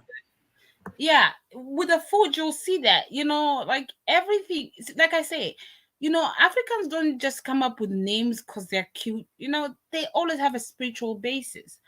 That's why, like, you see, like when Yeshua said, I am the bread of life, you will find in Bantu languages that bread also carries the idea of life. Oh, somebody said in USA we got grits. Hey, girl, yes.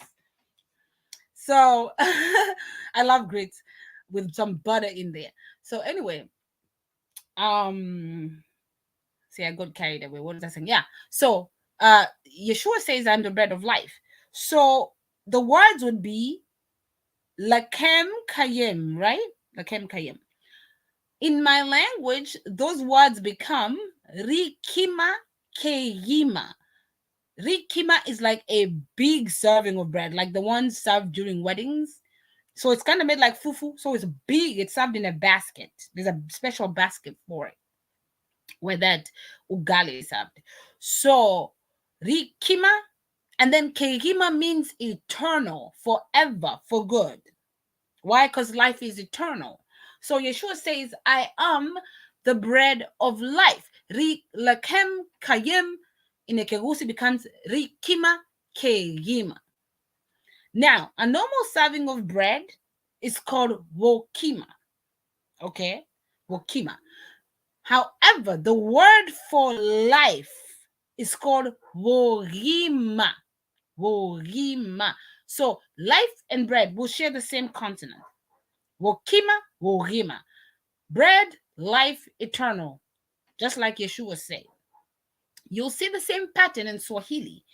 Life is called Uzima. But the bread that is served is called Sima. Oh, why'd you get that picture out? That was cute. Yeah, Sima. why you got rid of it? I think. I think you stopped. No, not you. Tef, I think you stopped sharing it. Oh. Did he? I don't think he meant to do it. Oh, that was Yeah, nice to look at. yeah. Here you Making go. me hungry. Yes, now I'm hungry. Now, notice that in African culture, even in ancient Egypt, bread that's made with yeast is called mkate. It comes from the word kata, meaning that which is pre-cut. Okay. However, the bread we have means wholeness. So when you have wokima is bread and wogima is life, the word ngima means whole. So all these words are rooted in the word wholeness, bread, life. That's why Africans don't eat yeast bread as a staple. The staple we eat is fufu, banku, all those, ugali, sima. So Swahili, uzima, life, zima means whole. So mzima means whole. But sima is the bread. You see, another word would be uhai. Uhai is just similar to the word chai in Hebrew. Chet and yod. Chai. Chai means life in Swahili. Uhai is life. And that, you get the staple bread, ugali. Uhai, ugali. So that happens within common Bantu languages. And you see, the Most High, Yeshua did leave codes in the language. That's why, like, we need to start paying attention to our culture, paying attention to some of these codes that were left behind. See, that idea of whole bread. And that's why you'll find, even like with the word Bethlehem, Bethlehem is called the house of bread, right? House of bread. Now, Beit, we told you earlier, as we discussed, Beit in Hebrew is a house. Baiti is a house in Swahili. Now, kima is the process of making that bread. Kima is the idea of heating, and pound and mixing up that bread in the pot as you're cooking it. You see, kima. So Bethlehem becomes Baiti la kima. Baiti la kima means house of bread. Bethlehem, Baiti la kima. So that kima also carries the idea of life.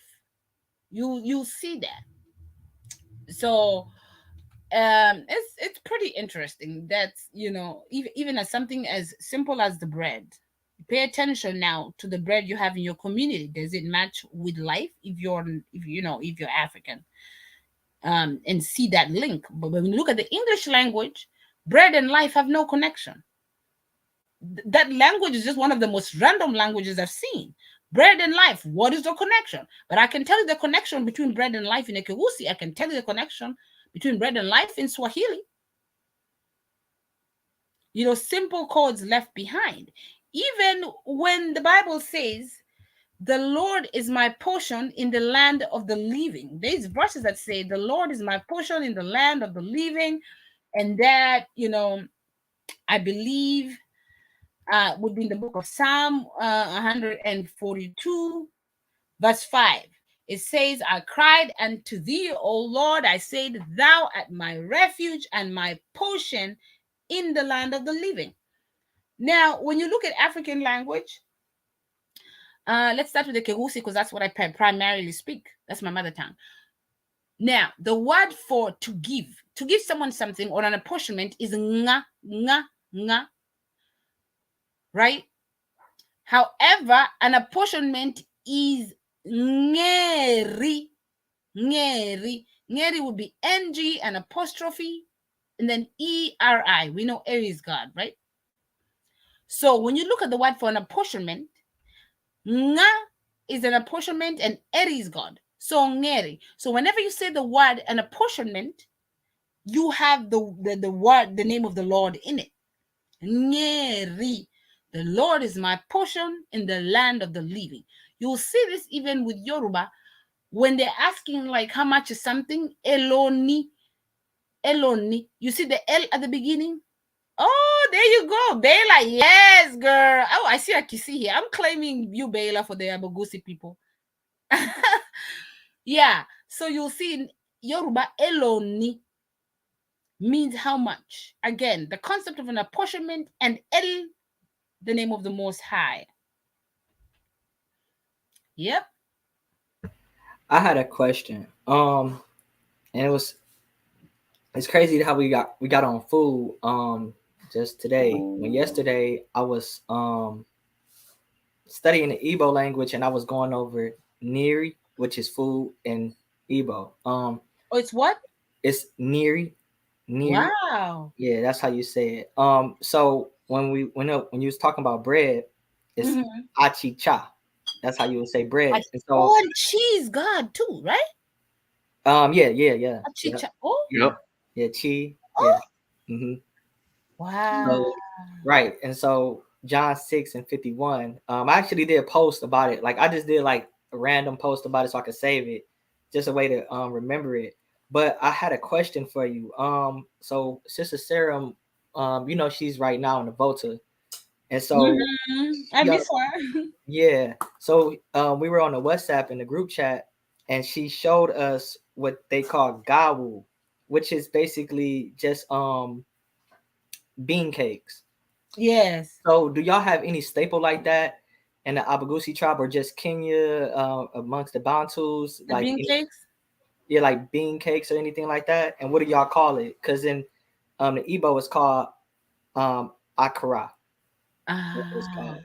So See, I've seen bean cakes as a staple in the coastal Bantus, the Swahili. And okay. it's they just call it the name of the seed they use. The seed is called mbaazi.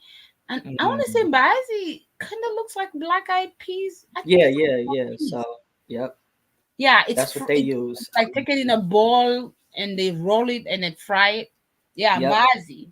Okay. So it's called bazi. Yeah, mbaazi. I just wanted to know if it was some like the similar food. So yeah, and just what was the name? Because Mm-hmm. I was when I was studying the Igbo yesterday, I didn't even think of it until it popped up, and I'm like, wait, that looked like with Sister Sarah because she made a video and was showing us, and I was like, that looked like what she was eating. So I went back to the group chat, and yeah, she had mentioned how the Nigerians say it, and she mentioned that the Ewe say it as gawu.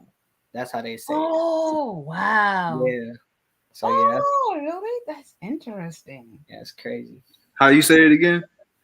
And what Igbo? Airway. Gawu, GAWU, gawu. Okay, It's like a bean cake, so you can type mm, in bean cake and gawu, got it. and then just share a screen when you pull it up.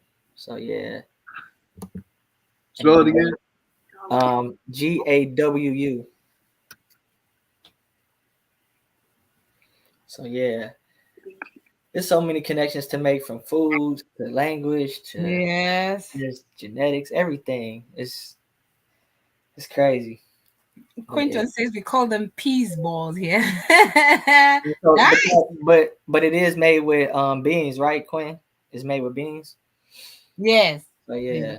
Now Yeah. that's just amazing how, and we got similar foods. It's just, I mean, I don't see how nobody can deny who we are. And I Yeah. actually think that the Gullah people in the Carolinas have something like that, like a bean cake kind Oh. of thing. I believe the Gullah people have it. Okay. Oh, Mm. beans are okay. Peas are beans in the Caribbean. Okay. All right. Oh, peas equals beans. Okay, there you go. Yeah, he said, "Yep, that's what it is." So, yep, Nice. yeah. And Yes, slap too. right. So yeah. So, okay, so I was going to say, Somebody said thanks for representing Kenyans. yeah. Oh, I got a Kenyan. Just woo! Come on, Kenyans. Yeah. So, oh, that shows, Brother Chochuku, you are reaching the world now already. I mean, I don't know. I think maybe because the title brought people in because of you. Because it's a couple of people Hallelujah. who Oh, somebody else is in here. It may be you. oh, Kwamboka. Oh, Kwamboka and Abagusii. Oh, welcome, Kwamboka. Kwamboka is also a name that was also girls picked up as they were coming from Egypt. Kwamboka means it comes from the word amboka means to cross over. So Mm. they had to cross over from one side of to the other, using boats. Yeah. Yeah. So welcome, Kwamboka. So I was going to say now the name Eliab and the name Abiel are the same name. Um, they all mean, El is my father or God is my father. They all mean the same. Um, Abba, are children of a father patriarch in Ekeusi, and Eri is God. So if I say Aberi, it means those who belong to the El or to God or to the king. Okay, that's a word that you get straight gunshot out of Ekeusi. Okay, and Eliab is just turned the other way around. Abba Eri, the same thing. So where you have people saying Abaeri is where you get the name Abiel. Now, even the name Abigail, okay, Abigail. We know Abigail was King David, one of King David's wives, okay? And Abigail, her name means my father is joy. Now, I feel that she may have acquired this name, or her name came to fruition when she met King David. Like she totally embodied her name because King David, when he was during war, he watched Nabal's flock. Okay, Nabal was Abigail's husband. He watched Nabal's flock. He's a soldier. That's not his job. And they took on that job and said, "You will just protect you as as we're chilling over here. We'll protect your cattle." Then of course, the cattle goes back to Nabal, safely, and they're safe, just fine. Then one time King David decides, oh, we need to be replenished for the battle. They didn't have food, or water or whatever. So they send a message to Nabal and said, please, can you help us? Can you help us? Because, we don't have supplies, and we did help you. I mean, help us out. Nabal says, I didn't ask you guys to help me. That's none of my business. I didn't ask you guys to help me. So after David did such a good deed for him, they could have taken, that cattle and made some food for themselves, but they didn't. So David was very upset, and he had made up his mind he was going to go back to Nabal's house and kill every male in that household. But Abigail was so smart, and she figured, my husband's really mean. Why would he do that? So she takes raisins, she takes this bread, whatever supplies, and takes it on to David and says, "You guys helped us. Please forgive my husband. He's a fool like his name, Nabal. Okay, my husband's a fool like his name, Nabal." So David realizes, he says, "Thank you, because you have made me not kill a life." He said, "By evening, I swear, all the males in your household would have been dead. But because of your wisdom, you've lulled my anger." And from that, David started to praise the Most High because of the good deed Abigail had done. So Abigail actually stopped him from killing, all the males in that household. And David was like, "I praise the Most High that I didn't shed blood, because David was a righteous man."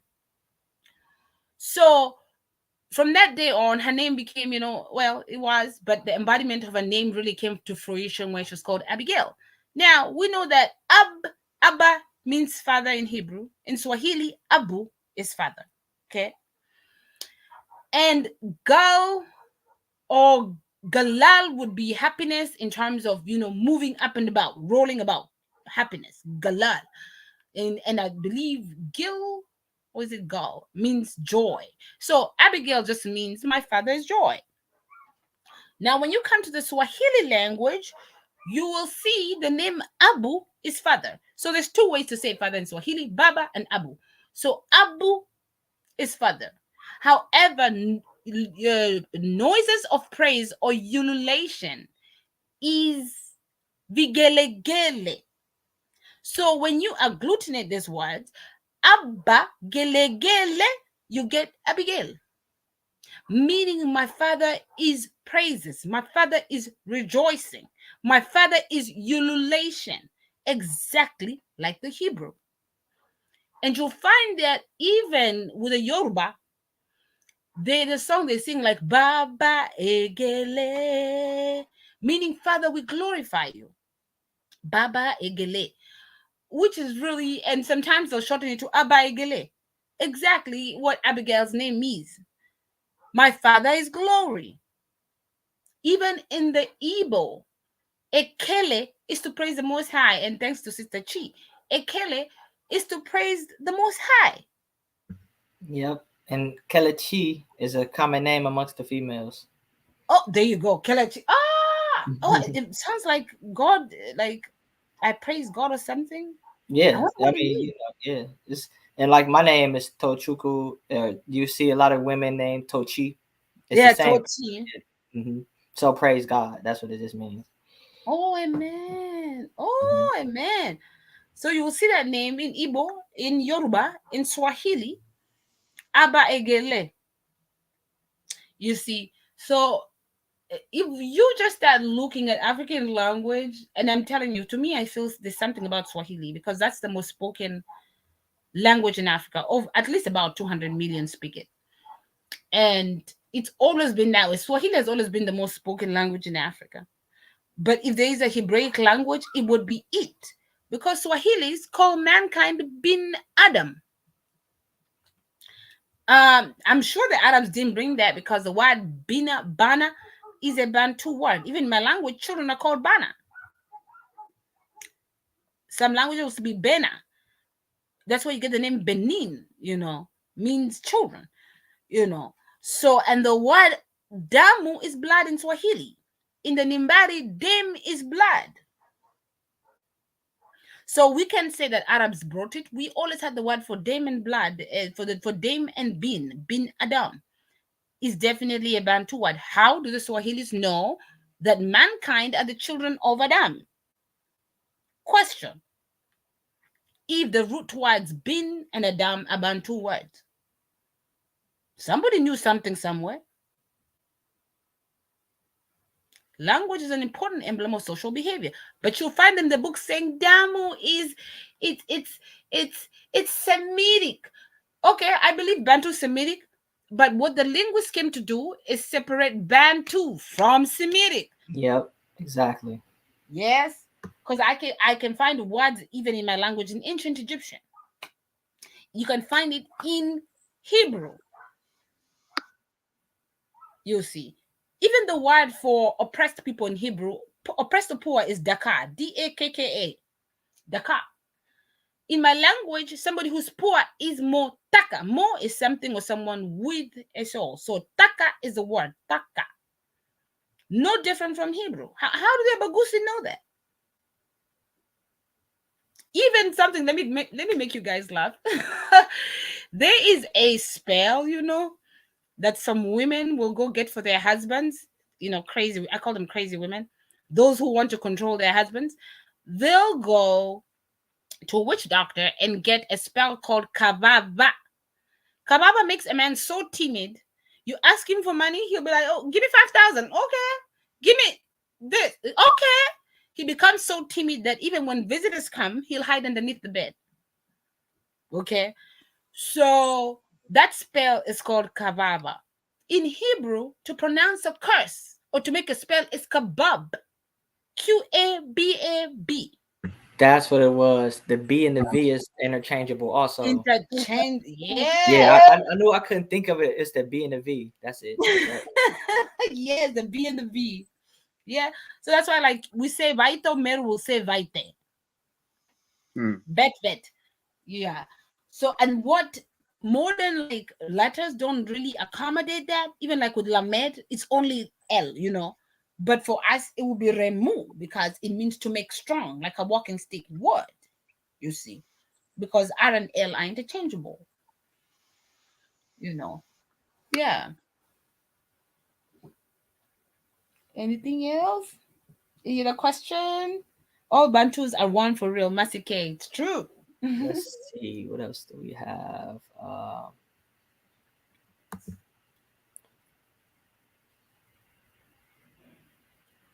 So I've heard of this before when the women and correct me if I'm wrong, Kelly, but I think it's that they use the blood from their menstrual cycle in spaghetti.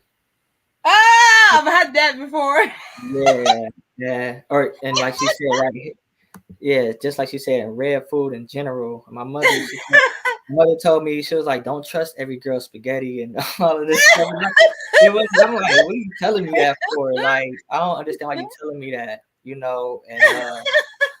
Man, I ended up finding out why. And I used to really, and it was like crazy because like when I started like dating like that and women started cooking up, why do you want to make spaghetti? Like I used to be like, how do you feel like why you couldn't make something simple? Like, but I was just worried. But Esau sold his birthright by some red food, right? That's why he was Yeah. called Edom after that.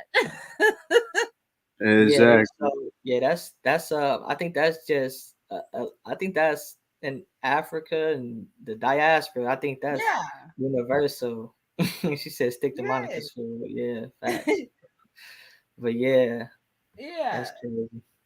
No, but yeah, it's like I said, it's all the similarities. And when you first mentioned it, I thought you were about to like kind of tie it into cassava at first, but I'm like, let me hear you out. But no, yeah. No, it's so many connections to make. Yeah, it's Yeah. definitely been beautiful though. Jam packed information in here. I'm gonna put your link to your YouTube in the description. Amen. And um, yeah, anything else you want to add? Anything else you want to say? You, you Okay, know, so well, okay, let me just say this one. So with probably the last one, maybe. um we have common like terms for, should I say, a leader or a head. Okay, so you'll find this in the Hebrew alphabet. You'll find that with the letter resh. Okay, resh just means the head. Okay, now how we use this in Ekewusi, it becomes morisi. Morisi means a shepherd or a pastor or a priest. Morisi. It comes from the word, sorry, grazing. Risi. So Morisi is a shepherd. Okay. But you'll find that similarity also with the Indian language. Uh, Rishi is a sage, a religious sage. Then you'll find that with the Kikuyu, Moredi means a shepherd. Okay. As a phonetic variation, because Kikuyus will interchange the S and the TH. So sometimes, like, you find somebody with a Kikuyu accent, a heavy Kikuyu accent, when you talk about, say, you're talking about a suit, they'll say dut, you see. So really. And in Giriama, it would be reza. Okay, so you see how this word for a head keeps changing. Now, in Ethiopia, you have ras. That's why you have the word for Rastafari. Ras meaning, a leader, a head. In Swahili, Reish, from Reish Hebrew, meaning the head, becomes Rasi. Rasi in Swahili is another name for the head, like physical head. Now, Raisi, how, and if you look at Paleo Hebrew, if you look at the Resh letter, it's represented by a man with a head, basically a man's head. And what's even better is that the man has an afro. So you know who wrote the Paleo Hebrew. So Resh meaning the head. Now in Swahili, Rasi. Rasi is the head. However, Raisi is a president or the head of a committee somewhere. Okay. So you'll see that this language, in terms of its dispersion, it is so similar to Hebrew. You see, even the word for sacrifice in Swahili is kafara. In Hebrew, it's kafar. I don't remember Hebrews being in East Africa. How do we have this connection with them? So we have to ask ourselves critical questions. Yeah, just like a Greek influence in the a Bantu language Yeah. when they say that Alexander's reign, his kingdom, I mean, went as far as I think North Africa, didn't go any further than that. So Mm. you got to ask yourself, like you said, those critical questions. Dang, it was something I just thought of and I just forgot it that quick. I can't remember, but yeah, I don't know. I can't remember right now. Kefa, you got anything that you wanted to add to anything she said, or Yeah, I probably No, should get no, going soon. Yeah. it's been really good. So yeah, I mean, yeah, this is very, very yeah. edifying. It's just good to have this information. Hallelujah. It's good to definitely talk to you in a minute because, like I said, since I haven't been on Clubhouse, I haven't really been able to communicate with you. So it's just good to, talk to Yeah. you again. I'll get back on there. Kent just made another one just now since we've been streaming, so I'll probably re-download it and you know get on there Yes. sometime. Not a lot. And we do have replays, so you can catch up with the replays. Oh, so like, what rooms have you been doing lately? Like, what's some of the rooms that you've done? With Brother Ron, and then with Sister Sam and mine and Dixon is called Yakini na Uzima. When you come back, I'll just send you all those links. Okay. Where All we right. talk about the parallels between Bantu languages and the Hebrew alphabet. Yeah. So maybe we'll do another show like that for another day, just talking about the alphabets. So one thing I do want to know, so I put it as one of my goals to um get more familiar with the Hebrew pictographs, the ancient pictographs. The Yes. reason why is because when I look at certain tribes, I see that in their clothing they have Yes. some of these depictions. So do you find that in Bantu tribes or even in your own tribe? Like, do you find that also where you see Hebrew pictographs where it may be the mem that's like a wave flowing up the Yeah, a garment, wave. you You know? yeah, you'll find that in pottery and with the carving. See, like my tribe specializes, they're called Kisi soapstone. So it's very soft stone. So the carvers, if you look at some of them, like some of the images, like you'll see it looks like hay. Like the letter hay, it's like a man representing the breath of life. Yeah, you pick up those things, but you have to be really observant when you look. Yeah, they're there. Yeah, that's a thing. It's like almost like Where's Waldo? Because I peeped it in a lot of the God tribe wardrobes where I'm like, okay, here's the walk instinct you mentioned with the lament. Um, you Yeah. know, it's in their certain garments. So I'm like, and I know Sister Sarah goes to say that in the Kete it's a lot of ancient Hebrew pictographs in there also. So it's Yeah. just you kind of just you Even like the you word said, kente itself. right. And so you got to kind of just have that eye. So I'm looking at their garments a little closer now. Mm-hmm. So yeah, that's good to know.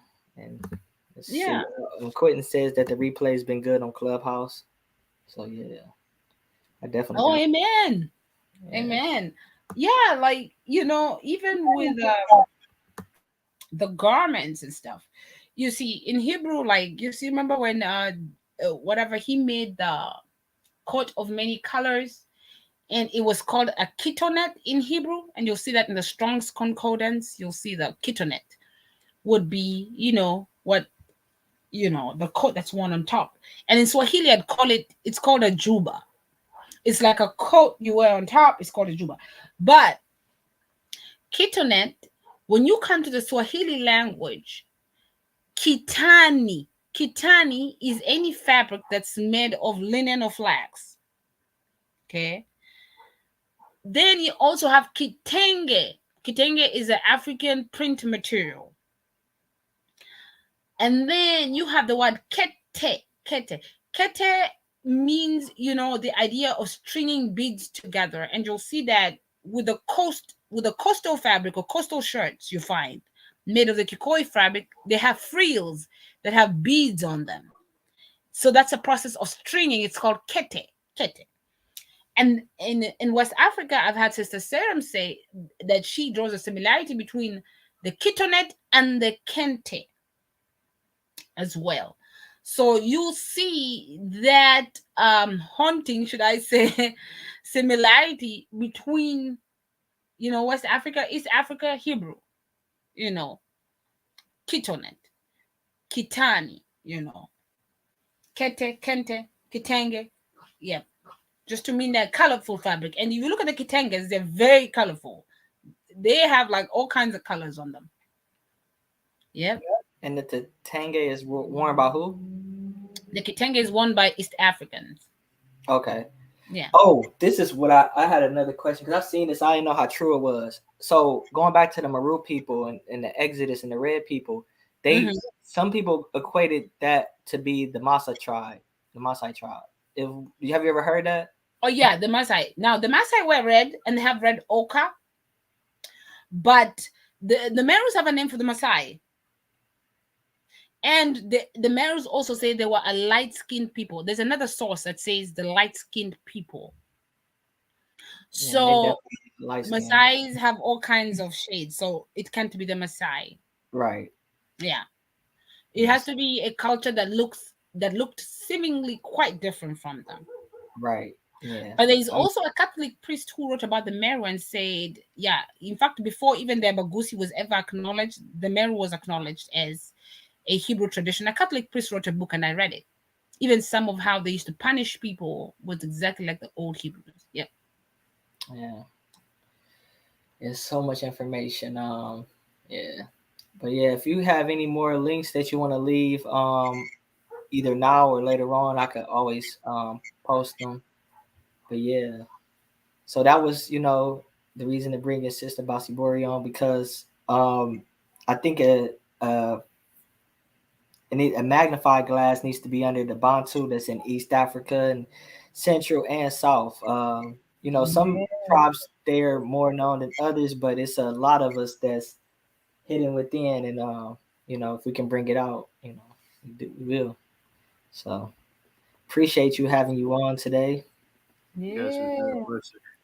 We appreciate you. Thank you for giving me that chance. Oh yeah, definitely. Kevin, you got something else you want to add, or anybody in the audience? Hold on. So Rachel had a question. Yeah, nautic. So I mean I know that admixed amongst I don't believe it's like this one because I've heard some that may be of Hebrew descent, but sincere. Yeah, it's that's one of those tribes. So it's certain tribes like I'll be not want to touch on just because it's kind of. But I understand admixture, so I understand that's amongst most. But you know how if you bring out a certain if certain people feel like a certain type of way, like he don't know what he's talking about because they not but that's one of those tribes that they do have. I would say both. Very Hebrew-like customs as well. And Messiah mentioned even in the Bible anyway. Their progenitors mentioned. Yeah, so Yeah. And Maasai is also like do call a man in Maasai is called Ol, and son of is called Ole. Now remember, like I always say, vowels don't really matter that much. Okay. Ole means son of. Remember, the idea of all El is a masculine principle. Women are never called Ole. It comes from, it's rooted in the word El. So there's even the language. There's some language of Maasai that's pretty Hebraic. It's actually quite shocking. I mean, even when remember when we was on Clubhouse that one day, I can't remember his name, but he was from the he was from it was a Hamitic tribe. I can't Dinka. remember it. No, it wasn't Dinka. That was Mm. I know who that was. The Luau. Luo, yeah, Luo do also have some Hebraic traditions. Man, Yeah, but I don't know if you were in the room with us. It was a man. He was breaking down the Hebrew words, and you were doing it with him. I believe it was you and Afi. I think we were in one of her rooms. yeah, Um, that's her name, right? Afi the Eve. yeah, feet, yeah.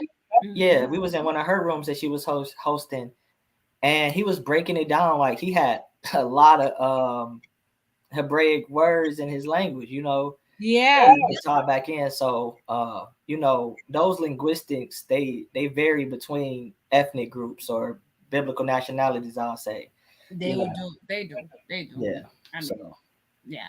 And Luos anyway worshipped one god. Luos didn't have like various, even though they're Nilotic, Luos worshipped one god. yeah. So they called him Nyasai, but remember, the name Nyasai is pretty similar to Yeshaya. Mm, You yeah. see, So Right. yeah, it's a couple, um, but that just shows that that intermingling that we also is evident that we did. It's not a it's Yeah. evident Mhm. that we did that intermingling. So Yeah. yeah, And see, the anthropologists came to kind of draw that division. yeah, Mhm.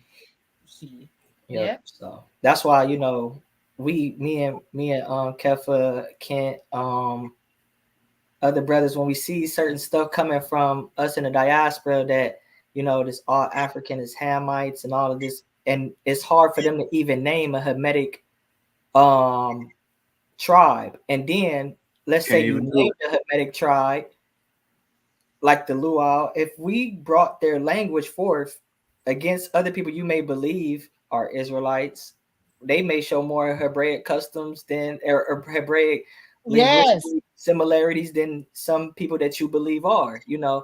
But Right. a lot of yeah. that stuff is to come. I just we working on a lot. So yeah. But Yep. you guys are doing such a great job. Like I want to cry. Just you guys are doing such a great job because if you have people who haven't like lived in the country, you're African, but you haven't Mhm. lived in that country, and you can actually make that distinction. Because when I was studying, I had to be like the Luos. I put them there in the middle. Luos are just one of those tricky tribes. Right. Maasai's very tricky. Mhm. Kalenjins tricky. Like Hmm. they're neither Bantu nor Nilotic. I think they're in between there. So when I looked up the collagen, it only shows me that it's nilotic, but I know that the references that Oh, I may have oh, may be let me biased. let me send you a link of the Kalenjin and that story about Musaiga. and Okay. and Kalenjin also have a clan called Yakober. Now, Mm, remember the Kalenjin. How do you have a clan called Yakober? You have a story about Moses, and then Kalenjins in any tribe in Africa, they're the only ones that have a clan called Midian and the Sebei. You have the Midianites and the Sibonites in Israel. They were mercenaries. mm, Hmm. So let me find that link here. It's written by, in fact, the only Kenyan Egyptologist I know is from the Kalenjin tribe, and his name is Dr. Sambu.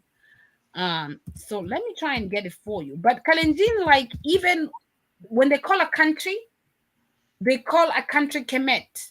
So they maintain some of that linguistic pattern. right.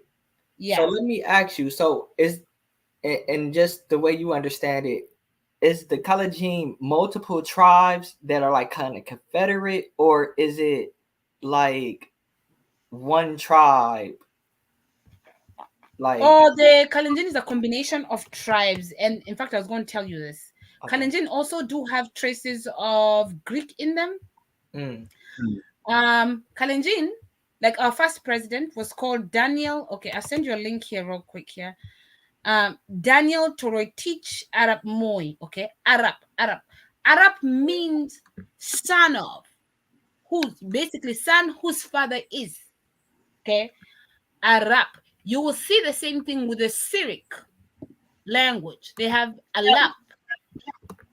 Okay, so that means father. When you come to Greek, you see Alpha. Okay, means father. So when you mention Arab, it means the father's name. You're pointing to the father, Arab. And Hmm. now when the Kalenjins came together, and that was a term that was a Kalenjin term that one of the scholars took together and called them Kalenjin. Okay, because there were a conflation of tribes. There are many. I think there are about 10. So when Kalenjins, before they speak, oh, I'm sorry. Before Kalenjin speak, they'll say Kalei to call attention to the fact that they're going to speak. Okay, kind of like how Kikuyu will say aterere, and then they speak. Aterere comes from the concept of atora, to speak forth. Okay, Torah. So with the Kalenjin, they say Kalei. So the scholar that joined them as one and called them one, called them the Kalenjin, which means I say, come together. But you will see in the Greek history, you'll find Midianites in there. Okay. And then the Greeks, as a call for them to go to war or a call to go and listen to maybe the head of the province, they would say Kalei. They'd say Kaleo, Kaleo in Greek. Just like Kalenjins would say Kalei. Then they speak. You see that? So you find similarities with the Greek as well within the Kalenjin language. So, there's a lot we need to study. Even these Midianite clans were very fierce warriors. And in fact, the Kalenjin put up the most resistant fight against the Europeans. Before any other tribe, the Kalenjins were the most fierce fighters. Yeah, and that just gives me to my one point.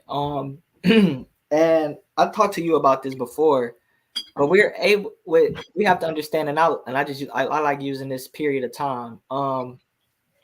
When we look at the reign of the Grecian captivity, when they were ruling, we we don't have to just look at us as a people, because we know that we weren't the only ones in captivity then. Now the Bible is our reference, but there all those land masses that were took over, there was other nations there also.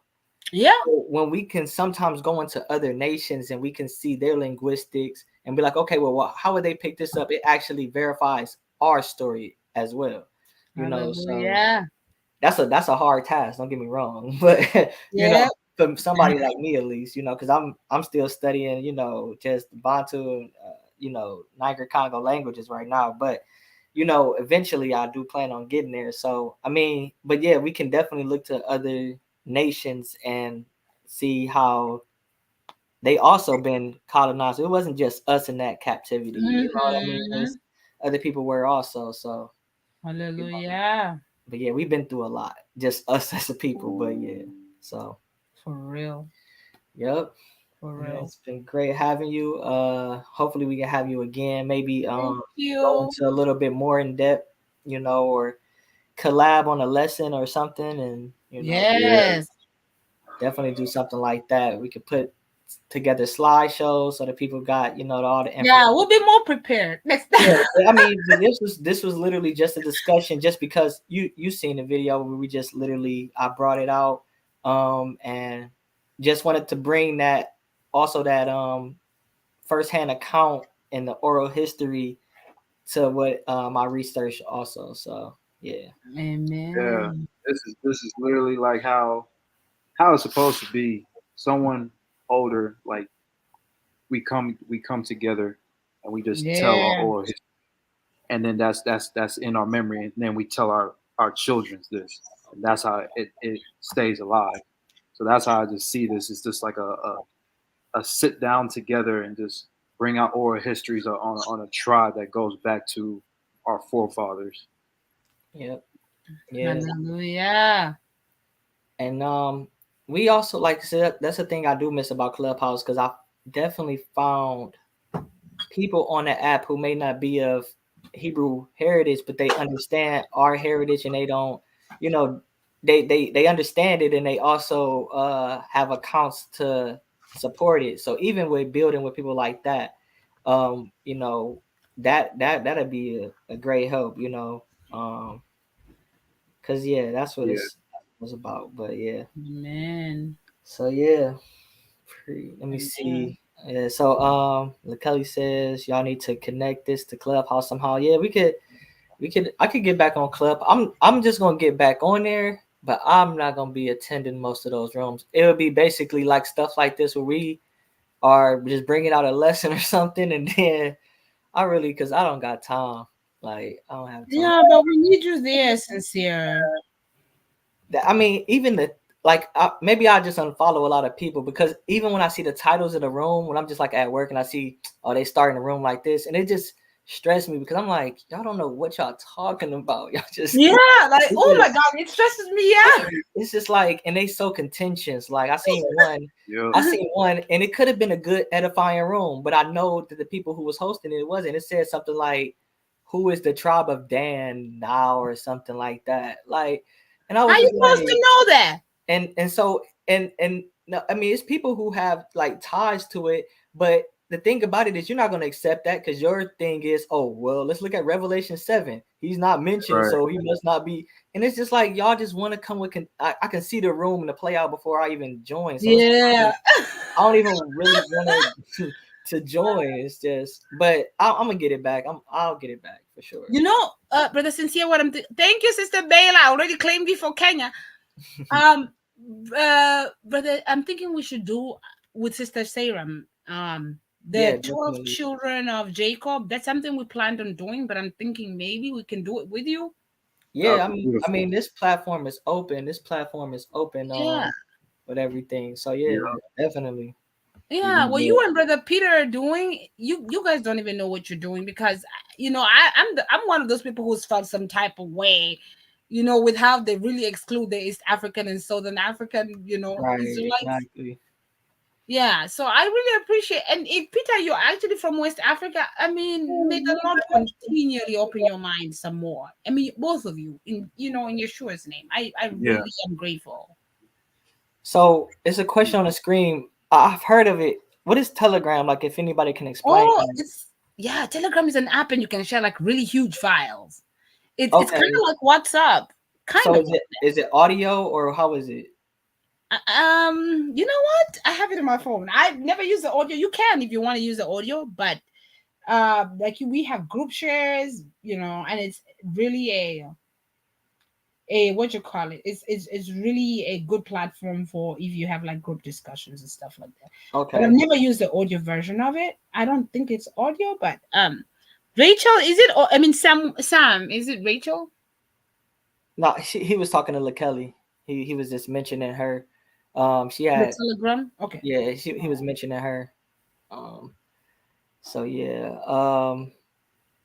Now I had just brought this up because I didn't know what Telegram was. But I guess it may be one of those platforms we may have to look into also.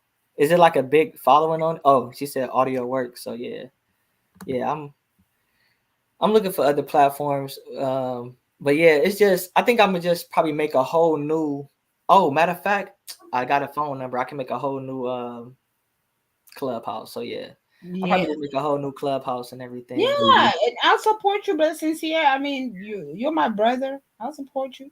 Yeah, but yeah, if you wanna, if you you Sister Serum, whoever else wanna, make a time and videos to go over something. If you want to use this as a platform, I'm definitely down with that. So No, definitely. Yes, yes. I definitely would. Yeah, because you're awesome. I've never met Peter. I've met Peter today, and for sure, I want to work with y'all. I mean, I have so much to let out, and I'll talk to Sister Sarah about that. We're meant to do the children of Jacob, mhm. but we just haven't had the time, and she's had to go for a funeral.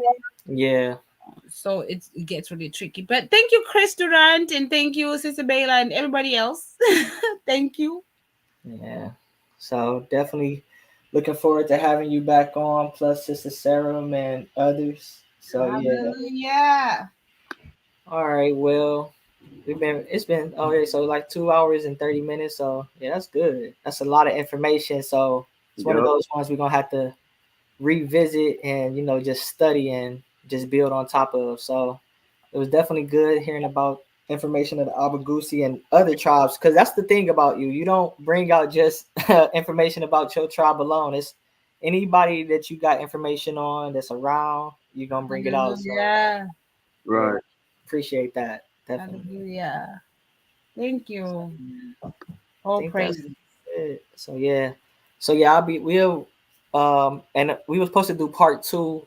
What video was it? What was it called? I can't remember what it's Is called. it what the Hebraic Yeah, traditions and customs? right. So we still Yeah. doing part two of that, but because I got Sister Bosibore on, um we can hold that off for another week. Yeah. So, yeah. Okay. Well, when you guys are doing it, please invite me. I'll come support y'all. Okay. Rachel's saying the diverse queen. Like Kelly, you're cute. Yeah. So all right, well, we're gonna end it right here. Salama, everybody. Enjoy the rest of y'all day, Yep. and we'll meet. Salama. We'll meet back here on Saturday, next Saturday. Yep. So, yeah. Amen. Oh, also, Kevin, you were still trying to do the lesson today. Yeah, we can. Okay, so anybody who's following us on Instagram, we just gonna do a quick. Oh, wait. No, I gotta mention this now because Bossy Bori was another. Okay, so I'm gonna quickly mention it.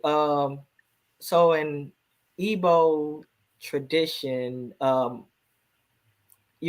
customs, they had what's called a female husband. Now, and this female husband wasn't like sexual or anything like that, Uh-huh. but it was something like, if I would give a biblical character or figure, it would be like Rachel. Rachel. And Mhm. yeah, we have Oh, that. okay, so you just go ahead. You know where I'm going, so you just go ahead and explain that real quick. Yep. Yeah. See, usually I don't like to discuss this because I'm like, if it falls on ignorant ears, it's gonna be turned into some rainbow coalition thing. Exactly. That's why I'm so scared. Right. But thank you for mentioning that, because now my clan, the Congo clan, means the clan that follows from the back, and we're the youngest clan. Congo is the only clan, I want to say, in Abagusii culture that has a male and female progenitor. Okay. Now, in the Congo clan, you have the Mwabogonko, but it's also called the house of the blow. Okay. Or a punch or a blow. Okay. Now, Nyakundi is a blow or a punch. Okay. This child, Nyakundi, who came and joined into the Congo clan and made it one, was a child that was born as a result of one of the Congo, should I say, one of the Congo brothers. As the clans were being formed, the sister, and I think sister to Wasire, she never got married. Okay, she never got married. And this were provisions in African traditional culture that were made for women who are asexual. Okay. And even Yeshua talks about this, that some people are just born eunuchs. So it's my suspicion that she was born asexual and people were highly aware of that and they understood it. So she never got married, because in African culture, it's almost unheard of for a woman to get married. But there are those who are just asexual. They're just born eunuchs. Marriage is not for them. So she never got married. And as a provision to continue that bloodline, she was asked, or society would require to continue that bloodline. She paid the bride price for a woman, basically married her. Okay. Now, with that marriage, there's nothing sexual about it at all. So she married her and took her in as a wife. But what happens is that she's allowed, or rather, the one who married her will choose for her one member of the household that will have children with her. She can choose to keep it secret, so she can remain as a secret bride, or she can choose to let people know. But more often than not, it was something that was kept secret. Okay. So it was a secret. So anyway, she came in and married this girl, and this girl had children for her because there are also women, maybe they've undergone trauma, maybe they don't really want to be confined to a man because of traumatic incidents they may have seen. So they would rather marry a woman, and then they'll have that liberty where, when it's time to produce, that's the only time like they might go there. Okay. So she will have children, and these children will take on the clan name. They don't take on the woman's name. They'll take on the clan name. So this child that was born to the Congos, Nyakundi, is a part of the clan. And I think that's why our clan is the youngest, but it's also the largest, because it's a combination of two patriarchs, a man and a woman. One never got married and she married a woman. So even in Zulu culture, they do have those provisions as well. So, and you will see another hybridized form of it when a woman marries another woman. When I say marries, I don't mean marry like that. When she pays bride price for another woman, you will see that, say, a man has two wives. Okay. First wife can give birth. Second wife can give birth. So what the second wife will do is that she'll go and get a handmaiden.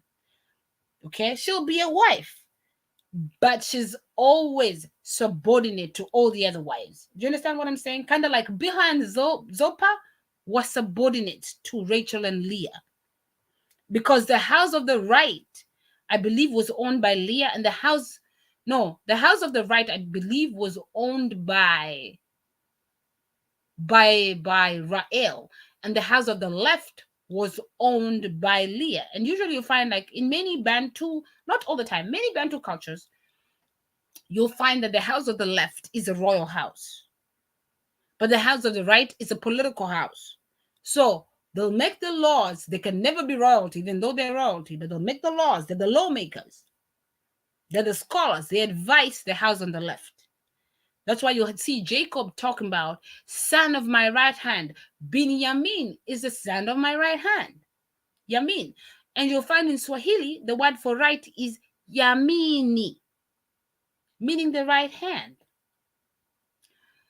So that would happen. So when you marry a wife, and she's a maiden or a younger wife, there are things she cannot do without consulting the wife that brought her in. Now, in my own family, I believe the second wife, my grandmother Perina, who's the second wife of my grandfather, is the one who brought the last wife, who was called Bosibore. She's the one who introduced her, and she said, "Oh, you make a good wife, so I'm gonna bring you in the circle." So yeah, so that's a common thing that happens. And yes, Quinton, yes, Sarai and Hagar, yeah, Hagar. He asked her to, but sleep with a Midian. Although I don't know if Hagar was married per se. It doesn't sound like it, but she was definitely a junior wife.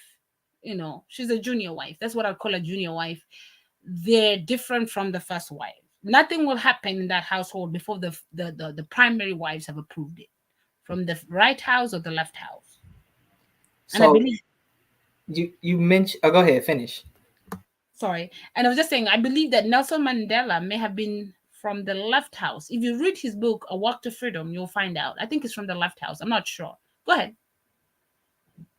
Okay, so you mentioned that, and I wanted if you watched, was that the same video? I be getting confused when I brought the Zulus out. I think that was the same video. I can't remember, but Yeah, that was the same video. yeah.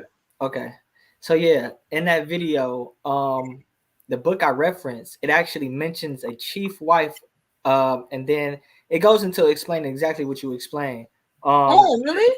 Yeah, I didn't bring that part out because, as we know, like you said, it could be a confrontational thing. So Yeah. but the question that's on the screen that LaKelly had is also the question I had, because I was thinking about it like the other day, and I was Uh-huh. just like, is that the same as like a maid and a maid servant? Is Yeah, like, I may. Okay, see, okay.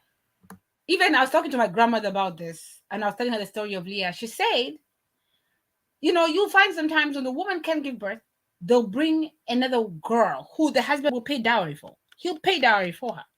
Okay, so she's legally a wife, but she will be recognized as, they call her omoreli, someone who watches the children. So if somebody asks, oh, she'll say, yeah, omoreli, she's just a nanny.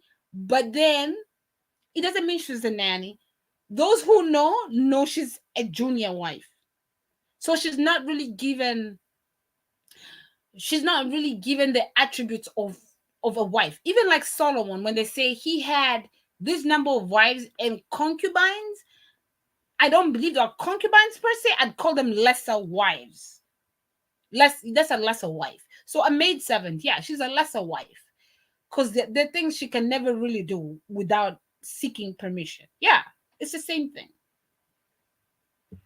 yeah. So yeah, I'm definitely glad I remember that part, because I needed that because I mean, we got the accounts of it. I mean, biblical, and we see the Yeah. traditions, but it coming from somebody that's from one of these tribes that literally, because we understand the reason why we don't, because it could be contention. Like that post alone, I posted that, I think that was like 2-3 days ago. And I mean, I don't really care about my likes, but I noticed that post alone didn't get anywhere near the likes I usually get. And I'm People like, are Yeah. like, oh, that's so weird. yeah, Yeah. but it's like it's biblical, and they don't, It's They it's don't a biblical. lot of, understand it's yeah, the West will sexualize it, right? it. Yeah. That's what Hmm. she said. Mhm. So yeah, and so you know that's why I just wanted this to be brought out forefront, because it's a thing, and it also shows like, at least I could speak on what I've looked up about the Ebos. Like that woman, she's looked at as as an equal. Like it's Rachel would be looked at as an equal with her, in Yeah. that position, and amongst the men and making certain decisions, which reminds me of the board. This is what we about to go into right now. I just thought, Oh, sorry. Let me not forget. like Peter, we literally about to I just thought about it. Like I'm over here in a moment, and I forgot we literally about to do a lesson about this, like right after this. But Right. Oh, yeah, can I this say one. something real quick? Oh yeah, go ahead. Oh, yeah. When the maid servant comes in and she has the children belong to the primary wife. So when somebody comes and say, "Oh, whose children are these?" They won't say it's for the maid servant, or they won't say the maid servant's name. They'll say these are whatever's children. Say that these are Rachel's children. That's why when Rachel had, what's his name, Gad and Asher, No, she pronounced words, prophetic words over them. that was Leah. That Leah was the Leah, Leah, in that case it was the chief wife in that case. yes, But Yeah. Rachel, she was the favorite, but because she was but she was banished. also a chief wife. Yeah, It was the house of the definitely. left. Yep, yep, Right, sorry, right, yeah. yep, definitely. Yeah. Because what happens is that you have, let me explain this maybe in a detailed way. What you have is when a man marries two wives, say, he'll choose who are going to be his primary wives, okay? The primary wives. So you have the house of the right and the house of the left, okay? So say, like Rachel, she was from the house of the right and she wasn't producing. So she brings in Bilhah. So Bilhah can give kids for her. The children were known as Rachel's and really not Bilhah's, because ultimately the text gives prevalence to Rachel when she says, "Oh, I have." Is it when she has Naphtali? She says some words, and when she has Dan, she says some words. So yeah, the children will go by the wife, the primary wife's name. They'll be known as hers anyway. Yep. Yeah. And that's exactly how it's explained. I don't know why I can't find that book right now, and I don't know where it's at. But yeah, it's a Zulu book I brought out in the last lesson. So if you Oh but wow. they definitely Oh talk yeah. about the chief wives. And they mention the two. Also the two, and then the kids that fall under those belong. I mean, it's literally everything you're saying. So, and I mean, this Mhm. colonizer, he brings out, like, in the first page, he says how the Zulus are heathens, and then in just explaining their customs, he has no choice. He has no choice, but even before that, like halfway through the book, he has no choice Uh, to say that they had to some type of way intermingle with Israel that had these customs, or maybe they're just Israel, like, the but yeah, Zulu you know, definitely Zulu to me, and I could be wrong. To me, the Zulus sound like they come from the tribe of Zebulun, and Zebulun sometimes also pronounced as Zebulun Zulu. And Zebulun also has the concept of the idea of levitating. Zulu, Zeburu, Buru. You see, like, I don't know. And the name Zulu anyway comes from the idea of Zula Zula. Zula Zula means to, like, it's kind of like to float around aimlessly. Why? Because the Zulus are called the heavenly people. The heavenly people. So, which means the Zulus themselves have that concept that when you're in space, you actually have no grounding. You kind of waver around. Okay. So, the idea of levitating. So, even in Swahili, the word Zulu is to visit a place. Okay. Zurura is to move around aimlessly. So, the concept of Zulun, Zula, Zula, will tell you that these are people that were highly aware of the physics that is in, that intergalactic space. That's why they're called the heavenly people. so when um yeah, I was just gonna bring that Look out. at Lakili saying, Yeah, I know. she just literally said it. Zulu means heaven in Kikongo, right? So when Oh, there dealing you with that, go. we know it's the waters that's in the heavens, right? And so the waters that are above and also below. And Yeah. so when we deal with you say Yama Zulu, Yeah. it's basically kind of, how what is it, the Hebrew word for it's kind of Yam or something like, am I right when I say that? For For Shamayim. water, for yeah, some, I can't remember what language I'm trying to remember. It's something like Yam, and it's also pertaining to water. I can't remember it. I didn't learn so much. Oh, I kind of oh got it yeah, yeah, confused. yeah. Like, But the Hebrew word Shamayim, means yeah, the heavens, Yam, but Mayim is water. yeah, And Swahili, Mayi is water. Yeah. yeah. So that's kind of where you mentioned that. Yeah, that kind of all ties in together. Kind of got lost in my thoughts. Man, Yeah. it do too. It do too. Because people always think that hell is underneath in the Mhm. ground. People always think that hell is underneath the ground. But ancestral spirits, or those that familiar spirits, they live in that intergalactic space. That's why in Swahili language, the word for majini, when you say majini means in the depth of the waters. However, majini is also plural for demonic spirits. You see that? So spirits that come from the depths of the waters. And you'll see that in Job 25:6, it says, dead things come from underneath the ocean, its inhabitants, and everything thereof. So the ocean could be underneath here that we see on the ground, but there are oceans up there as well. Kelly asks this question to you right here. Oh, yes, yes, yes. That's why in Swahili, when you say my genie attacked you, oh my God, those are demon spirits. So you're talking about water spirits. So Majini in the depths of water, Majini spirits or disembodied beings. Yeah, they're tormentors. That's why you have the genie in a bottle. Hollywood romanticizes these things that are so demonic. Talking about, ooh, wrap that lamp with the genie. In Swahili culture, they know that stuff is evil. They know it.